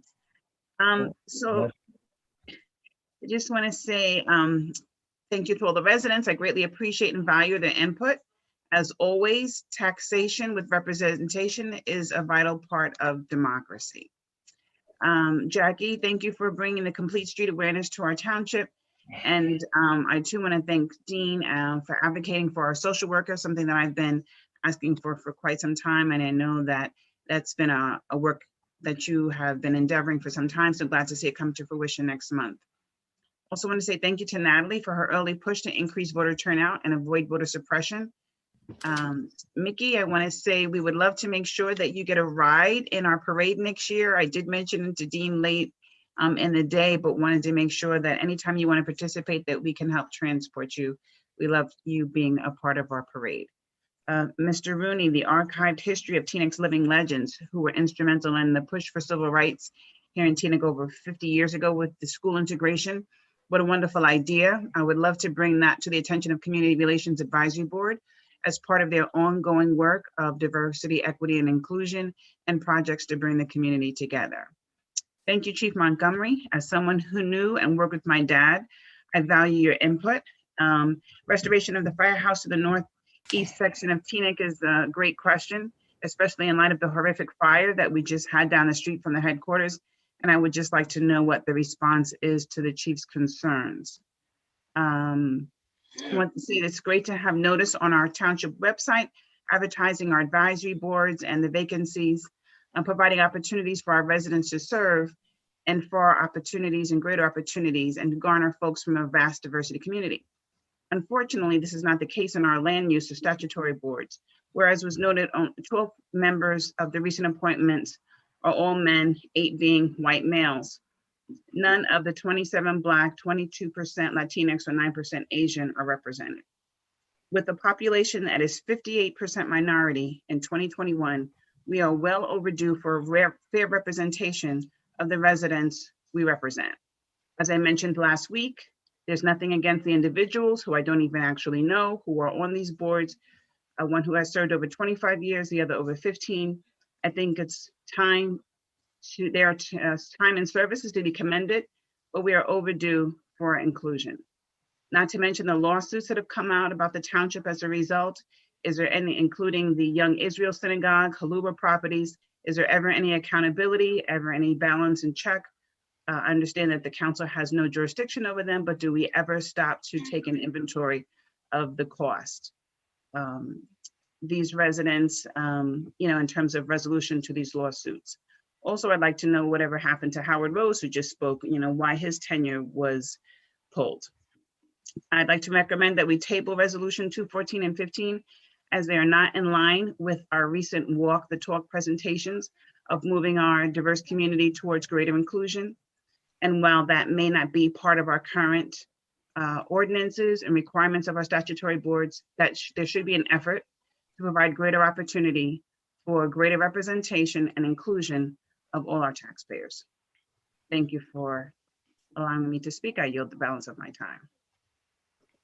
Thank you, Councilmember Rice. Councilmember Pagan. Thank you, Mayor. First and foremost, my thoughts and prayers, all of our thoughts and prayers are with the family and friends of the 2 residents who passed away in the tragic fire on Arlington Avenue last week. And I want to thank all of our residents who participated in tonight's meeting to express their opinions on so many different topics. Now, I take issue with what the resident on Cottage Place said, because we do indeed have diverse advisory boards and statutory boards that include Latinos, African Americans, Muslim Americans, and a number of women. What I find especially interesting is how he sat on this council for 4 years and he still does not understand how local government works at all, which is exactly why he is no longer on this council. When it comes to moving elections to November, folks should bear in mind the political partisan influence behind this initiative. Take me, for example. I have a lot of friends in the Bergen County Democratic Party machine, but that doesn't mean I want them telling us in TNEC who to hire as our CFO, who to hire as our manager, who to hire as our clerk, who to hire as our engineer, and who to hire for any other position in City Hall, or who to hire as our police chief, or who to hire as our fire chief. When political party bosses take over a town, every municipal employee who is not tenured will have to worry about losing their job to political insiders and relatives of political insiders from towns like Fairview, Cliffside Park, and a number of other politically connected places. Now, don't get me wrong, I have a lot of friends in those towns, but I want the best of the best working in our city hall, not folks who get pay raises because of who they are related to in a politically connected town 30 minutes away. And the same goes for municipal contracts. Now, I know this is all inside baseball talk, but if political party bosses are allowed to take over City Hall, contracts will suddenly start to go to companies you have never heard of before, who have sloppy track records. Again, that's because political party bosses like to award contracts to their political insider friends and their political insider relatives.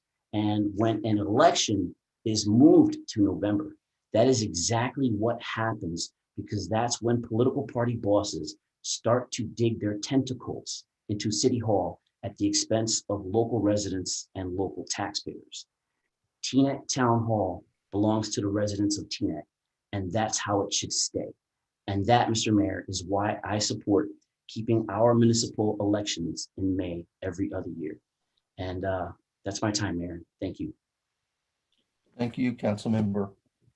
We'll move on now to council member Kaplan. Thank you, Mr. Mayor. I want to say, as a councilman, I try hard throughout the year to listen and respond to residents' requests and needs. Certainly, sometimes we do it a little better than others, but there's really nothing that we do that I enjoy as much as handing out American flags to kids during the Independence Day parade. And, the reason sometimes may be obvious, but it's worth being said on, they say on September 17th, 1787, as the delegates were filing out of the Constitutional Convention by Independence Hall, Ben Franklin was asked, what kind of government do we have? And he responded, a republic, if you can keep it. And our ideals, which we defend every day and are rightfully attacked every day, are a testament to that question. And I'm very happy that we have a back and forth where residents are free to come out and, come at us. I think that more residents coming out leads to a better outcome. Regarding Ms. Lightburn, I appreciate how residents chat back and forth. I'm not sure what sign you were referring to, but let's chat. Let's come together and figure stuff out. Regarding Mr. Roney, I actually had that idea a while back for archiving comments. I brought up Ms. Lacey specifically and people that were attending the schools. I brought it up with the director of the library. He had suggestions on types of video equipment we could use. It was obviously delayed a bit during COVID. And we were actually thinking of taking it a step further where we would have portraits of the various people with a QR code or various things. So people could just hold up their phone and get bios on the library website. So a lot of that is already in the conceptual stage. But I'm happy that Councilwoman Rice, like the idea. I'm certainly interested in other people that want to sign on. Regarding Councilwoman Rice's statement, if you don't know the people on our boards, why is that? I mean, I spent years on the planning board. They're public meetings and, we didn't see you there, but in fact, I wish you came because at the very least, you would have had an opportunity to see Latino residents. women residents, Black residents, Asian residents, all of whom served and continue to serve on our boards. I mean, look, it's easy to tear things down, right? It's incredibly difficult to build things up. And if there's anyone that should have that focus on how to build things up, I would hope that it was our liaison to the Community Relations Advisory Board. Look, I'm not as familiar with the zoning board, but I'm certainly familiar with the planning board. We have a Asian American resident that's set to be appointed. If you vote for him this evening, we have African American residents that are set to be appointed. But the last time we had this discussion, all we heard was no. And I asked if there were people that you thought would come forward. We need people to volunteer, right? We don't have a lot of people. I was having this discussion with my wife. She asked about how many women were on the boards also. And, quite frankly, one of the issues is we don't have as many women coming out to interview for these boards. I would like to know how to change that. I'm not exactly sure how to do it, but I try to reach out to as many people as possible. I try to have conversations with as many people as possible. And I try to tell them the kinds of things that we do, some that are seen, some like the road resurfacing ordinance that's going to affect a lot of people, that, these were discussions with the planning board and various things over years. Some like code updates, things that you don't really notice until residents reach out and say, hey, I thought that it was something different, but wow, I just saw it in the code. Thanks so much. I now know what I need to do. And residents have an easier time going to our building officials and other people. So let's work a little more on building people up. Let's work a little more on getting residents to come out and volunteer, and a little less on just pointing around and saying, I don't know who they are, but I'm against them. It's not helping. I really, don't know how to stress it enough, but we need to come together and work to make Teaneck a better place, like that oath we take when we take office, that we're going to leave this place a little better than when we entered it. And I'm really hoping to work with you and everybody else. Would love to. Terrific. Thank you, Councilman Kaplan. Councilmember Organ. So I had a great month. I loved walking in the parade with council. It was my first time. I loved standing afterwards and applauding the people who walked by us. I was so grateful to be at the Rota Center to clap out all the people that worked so hard to vaccinate our town and our state, and to see Dean get choked up. It was a moment. I was grateful to be able to speak at a street naming for Paul Ostrow, who's done so much for Teaneck. I was happy to be at the employee barbecue and thank all of our employees as they came out so that we could thank them. I spent the 4th of July sitting for hours and talking to our municipal employees and old residents of Teaneck who came back here, and current residents of Teaneck, and celebrating the day and our country with them. I'm grateful that Jackie Cates, Mayor Jackie Cates, is still involved with Teaneck and is helping to take care of our older residents. I'm happy that Mickey Chelan was able to get on the Zoom tonight, and it was so nice to see you at the parade, and I wanted to be the one to give you a flag. I spent the month walking from park to park. We saw Hart and Hawthorne and Teaneck Southern. We saw Terhune and Phelps and Brooks and Argonne and Mackle. And residents came out at each one to speak to us and to point out what they want changed in their community. And I'm grateful for them for coming out. And I walked streets and I spoke with people who are having issues with their streets because of the weather. And we have a wonderful deputy manager who is on top of fixing that. So I had a wonderful month and I'm grateful. When I interviewed for the planning board, I was nervous. It was my first time coming on, and Mr. Sohn didn't vote for me, and that's okay. He said it was because I was too much like the other people. I don't have the quote and I don't care to, but too much like the other people who were on there, even though it was a board that was underrepresented by females. But I was elected and I served and I spoke my mind regardless of my sex, my gender. And I do that now also. And I'm very proud to. So I know it's political. I know it was political when he did it. It's okay. It is what it is. I'm a big girl. And I served my township and I continue to do so happily. So I wish everyone a happy belated 4th of July and a wonderful summer. And I hope we can stay positive and continue doing great things for the residents of our town. Thank you. Deputy Mayor Schwartz. Thank you very much. I actually feel uncomfortable when we go through this black, white, female, male, as if, it's something that we have to all check every box. But I just wanted, it just struck me as odd when the comments that were made by the audience of the makeup of the planning board. So I just wanted to go over that.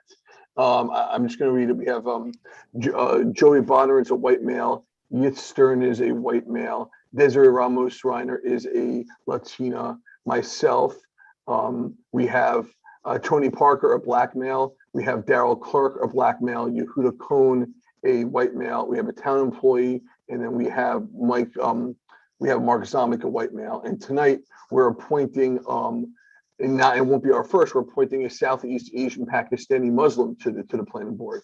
I do want to thank Howard Rose, who's for decades of service. Howard Rose is not, as per the council, is not being reappointed, and we are reappointing one of our new neighbors to the town, this Muslim male. So I look forward to continuing the diversity that these boards represent. And just to the question of what have the boards done, the boards have approved hundreds of apartment buildings which are 100% occupied. They are full. They have waiting lists, and I look forward to the continuation of the good work by our boards. I thank you very much, everybody. Thank you, Deputy Mayor. Deputy Mayor Katz. You muted. Oh, thank you. I want to thank everyone for coming out. I do want to mention about after Councilman Pagan's statement, he hit every single nail on the head. It was really perfect.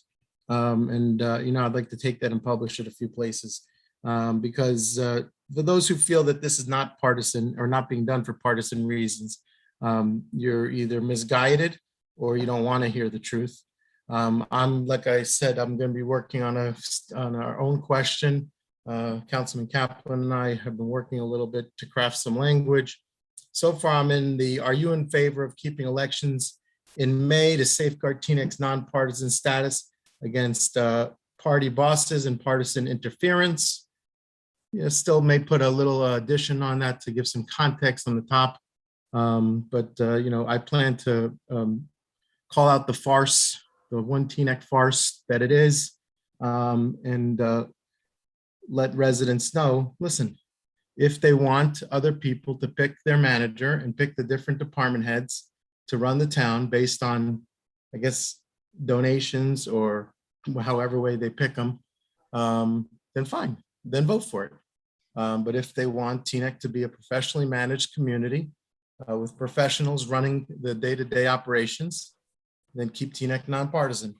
So I will continue to push the message to make it very clear of the potential jeopardy that the community will be putting the town, and I guess by putting the elections into November. I think that's it. I appreciate it. Thank you. Okay, thank you, Deputy Mayor Katz. I just have a couple of things. I too want to thank everybody for coming out this evening. I know people are interested in knowing about when we're going to go back to some type of normal in terms of our meetings and meetings of planning board, board of adjustment, and so on. We're talking about a number of different ways to do it. One is a hybrid. where we would keep some form of the Zoom available to people. I think that we all agree, and I've heard it from other mayors from other towns, that they have seen increased participation and better participation with this type of setup. So we're going to be discussing it some more, and we're shooting for the fall. But keep in mind, plans can change, and plans can change based on the numbers that we see with COVID. I'm worried about the variant. I'm worried about some of the numbers going up, and now 34 states having marked increases. We need to stay vigilant. We're doing very well. We got numbers today that showed that the township is 77% fully vaccinated of those that were able to get the vaccine. So we're in good shape. However, we have to stay vigilant. And so we'll be talking to you in the near future about what we're going to do in terms of the meeting structures going forward. Again, I just want to remind everybody to keep in their prayers Delton and Amoya Brown, those two souls that we lost last week, and their family. As you know, many of you know, I was there and I spent time and prayed with the family. It was just a terrible, terrible thing. So please keep them in your prayers. I too want to thank former Mayor Cates for bringing the Complete Streets thing together. We're going to try and do something as quickly as possible to see whether or not we can get something out and meet the deadline. But we are certainly grateful to you for bringing that to our attention. And I hope we can build on that last program that many of us attended, I guess it was about 2 years ago now. We thought it was great, and we need to do things like this. So, and I'll be looking to look at the resolution and see whether or not just turning it into an ordinance would do the job for us in this area. So I'll look at that. Ms. Lightburn, thank you for coming this evening. I just want to again clarify, and if I misunderstood you, you can give me a call and tell me that I misunderstood you, but it sounded as though you said, or sounded like you think that the BLM mural was put where it is by this council. It cannot be farther from the truth. We had several sites that we had in our discussions with the students and their adult advisors, and they are the ones that came to us with the parking lot. So again, that's the way it went down. We did not force them to put it in the parking lot, and I'm afraid that's the truth. Mr. Mayor? Yes, Deputy Mayor. Just on your comments, I was at that meeting, and actually, I really personally emphasized the same comment that I emphasized tonight to Councilman Pagan, where I said putting it in front of the Rhoda Center, I think would be a great teachable moment. In fact, I said that you have seniors going in all day, the kids going in all day. It's probably the most active park, people walking by. But yes, as you mentioned, the committee from the community felt that the location that it's in right now was a better ideal location for the mural, and they chose that location. So it wasn't a question of who picked, it was they almost insisted, to be honest with you. They were given a choice and they came back and said this one. And to be clear, my comment at the meeting, because I remember saying it's very difficult when you're on council and half the people say this is a horrible location and the other half say it should be made permanent. Mr. Mayor, also, I believe Laverne's comments was a request for signage. There's been a request for signage regarding the Yes. mural. I believe Yeah. that was part of her Yeah, comments. and I've told them now several times that we're looking at signage policy though, so that we're consistent throughout the town with our signage that we do, because we do have a lot of other signage going up. So I'm discussing it with Dean, and when we get it done, we will get it done. I'm sure it's not going to be done in the time frame that everybody likes, but that's what we're doing. And so that's what I've been told. That's what I've told them several times. And it hasn't changed. I guess I had a question. Mickey mentioned that there are classes still occurring outside of Rhoda. I thought we had started to move them back in. Am I wrong, Dean? No, I think some of the classes are back in. I have a note here to ask Glenna about using MP1. I think that's the room that Mickey was talking about that we use for our cooling center.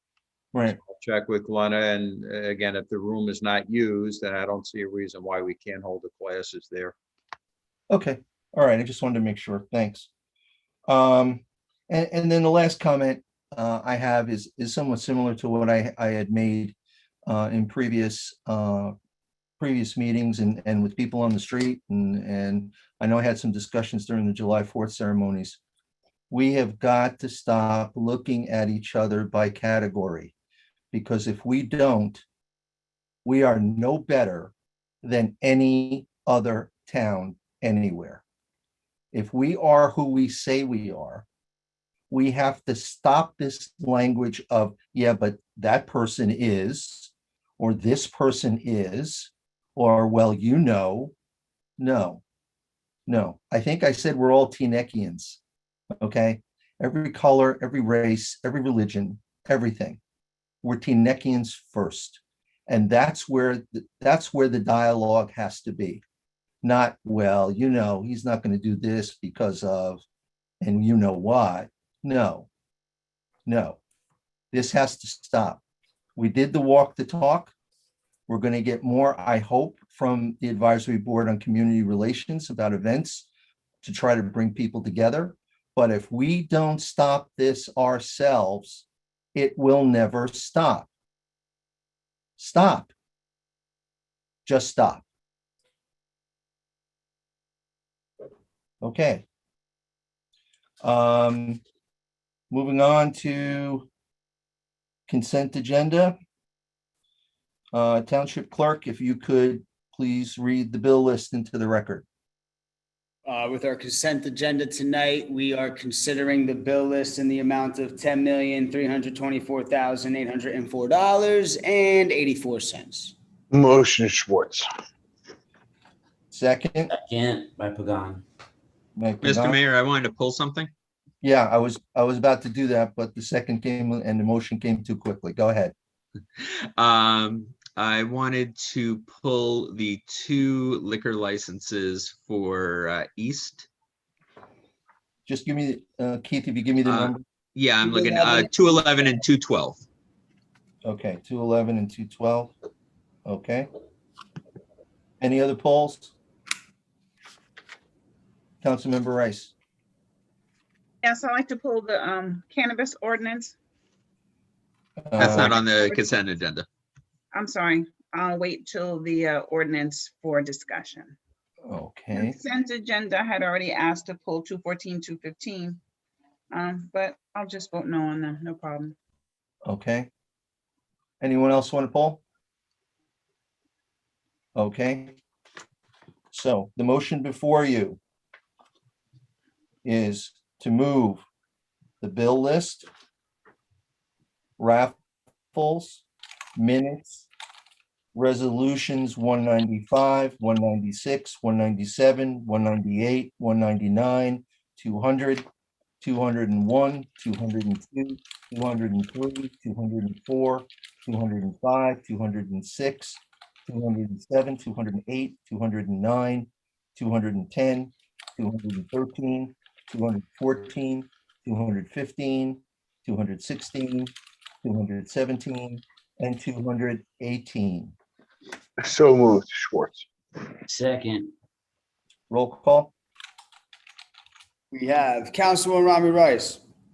Abstention on the bills list, no on resolutions 214 and 215, yes on everything else.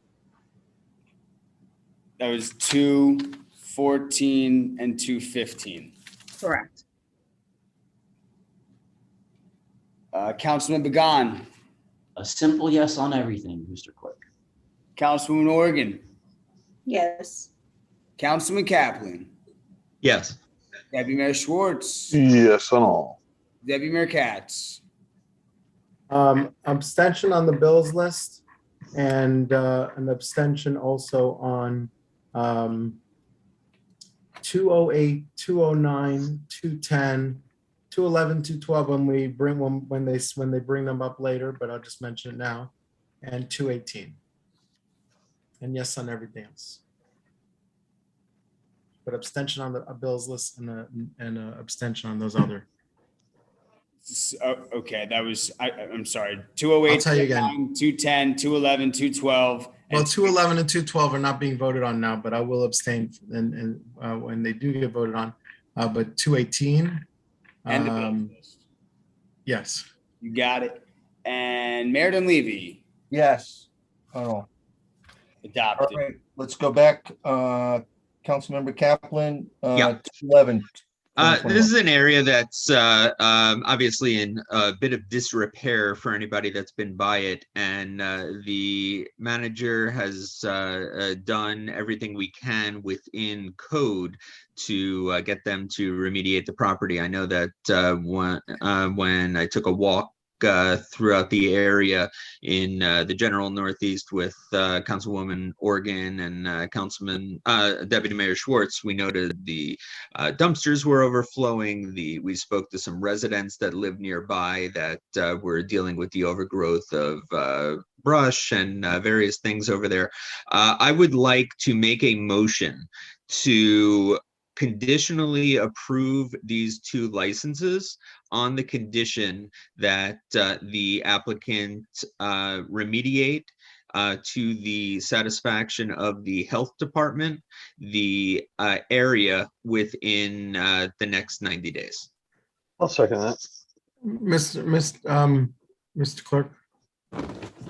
Discussion, Deputy Mayor? Yeah, I was gonna abstain on 211, 212. I have no real reason to do so.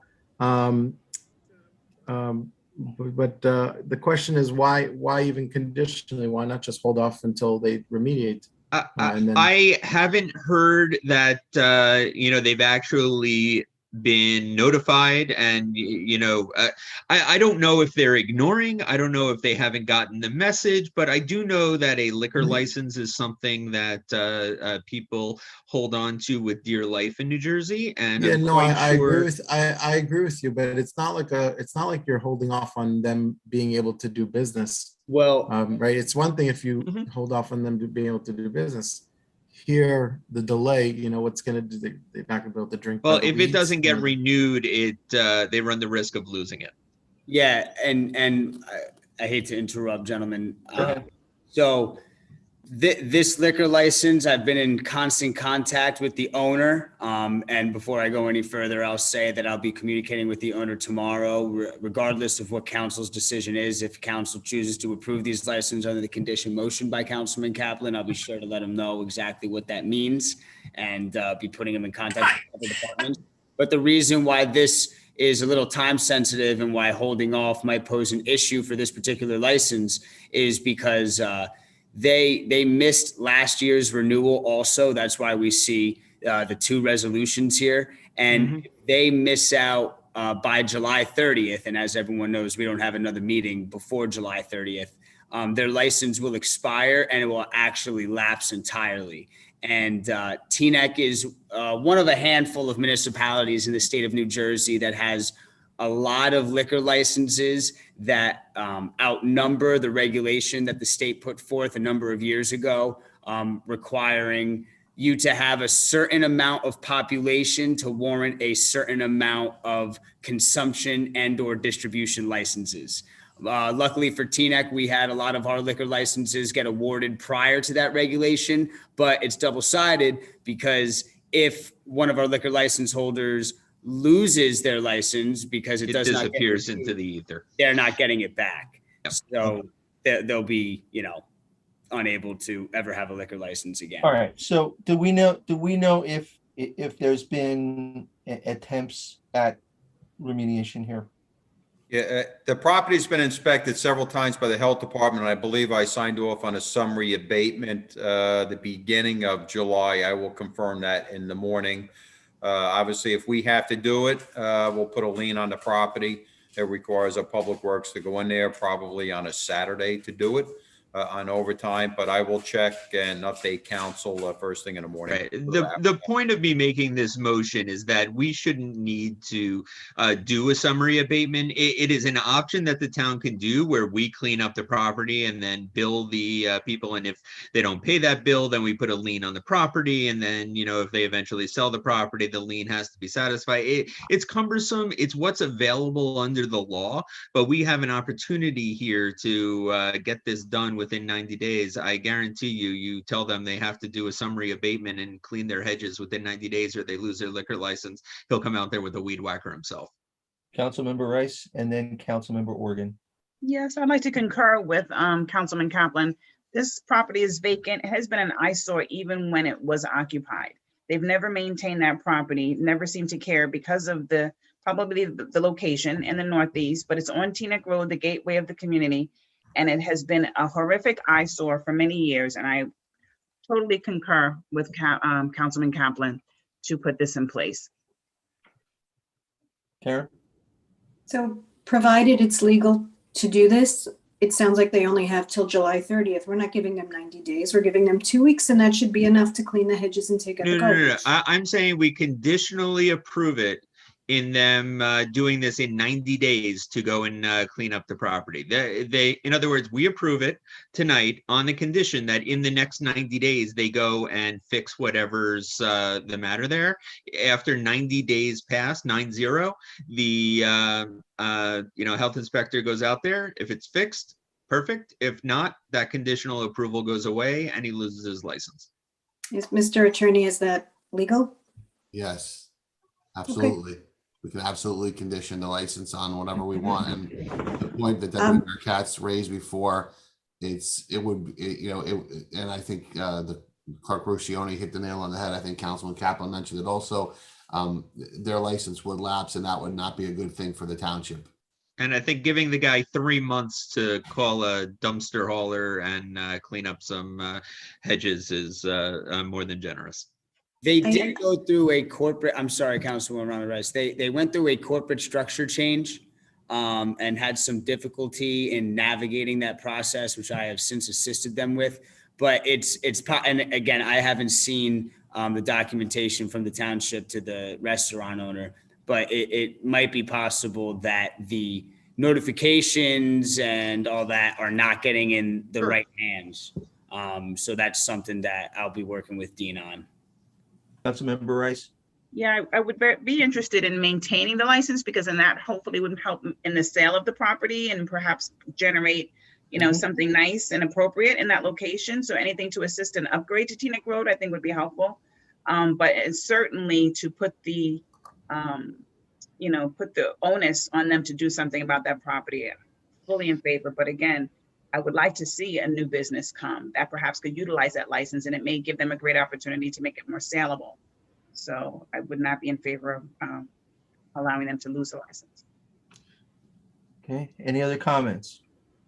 All right, Councilmember Kaplan, do you want to put your thoughts into Yes. So I am making a motion to conditionally approve resolutions 211 and 212-2021 contingent on the applicant remediating the health department issues that have already been sent to the applicant, which Doug can send them tomorrow with the resolution of their 211 and 212-2021, that they have 90 days to figure out how to remediate those issues unless extended by council. Your second? Second. Okay, Councilmember Pagan second. Doug, call a roll. Councilwoman Ramirez. Yes, I was on mute. Councilman Pagan. Yes. Councilwoman Organ. Yes. Councilman Kaplan. Yes. Deputy Mayor Schwartz. Yes. Deputy Mayor Katz. Yes. Mayor Dunleavy. Yes. Cool. Adopted. I will be speaking with them tomorrow. Thanks, Doug. And please keep us posted. And, you know, anybody else, this kind of thing happened because residents that live nearby told us about the issue that was affecting them. If you're in the Northeast, Northwest, Southeast, Southwest, reach out to us. Let us know if we could do something. We're here. Yep. Okay. Moving on, introduction of ordinances. Doug, you can read in the titles. We are reading for the first time this evening 3 ordinances.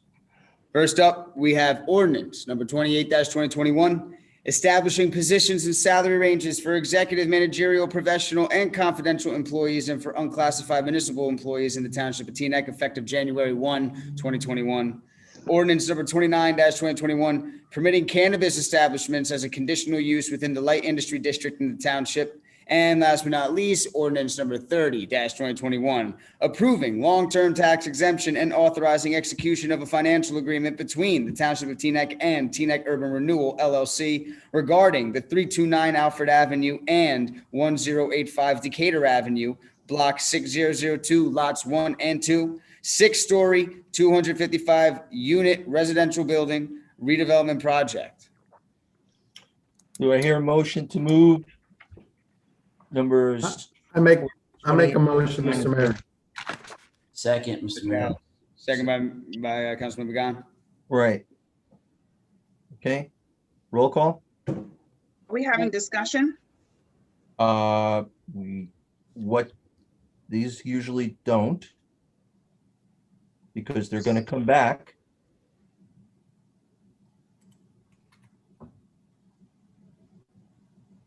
They're just for introduction. There's been discussion held in the past. It's really not appropriate for introduction to have a discussion on the ordinance.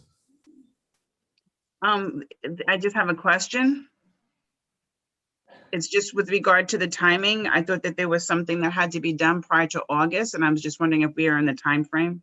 Yes, Yes, Laura. the Since this is only rules. first reading, and I guess Right. I was asking the question to the attorney, but I'll take the other attorney if you'd still like to desire to answer. I'm not an attorney, don't want to, but I did read the rules, and the rules state that by our next meeting, we have to adopt an ordinance. Well, we don't have to do anything, but if you wish to adopt an ordinance that has anything that is short of anything goes for all 6 classes of licenses throughout your municipality, you need to do so by August. This is the last meeting, as we discussed in the past, to introduce something, and the next meeting will be the last to adopt something, unless we have a special meeting, but in this case, there's no need for that.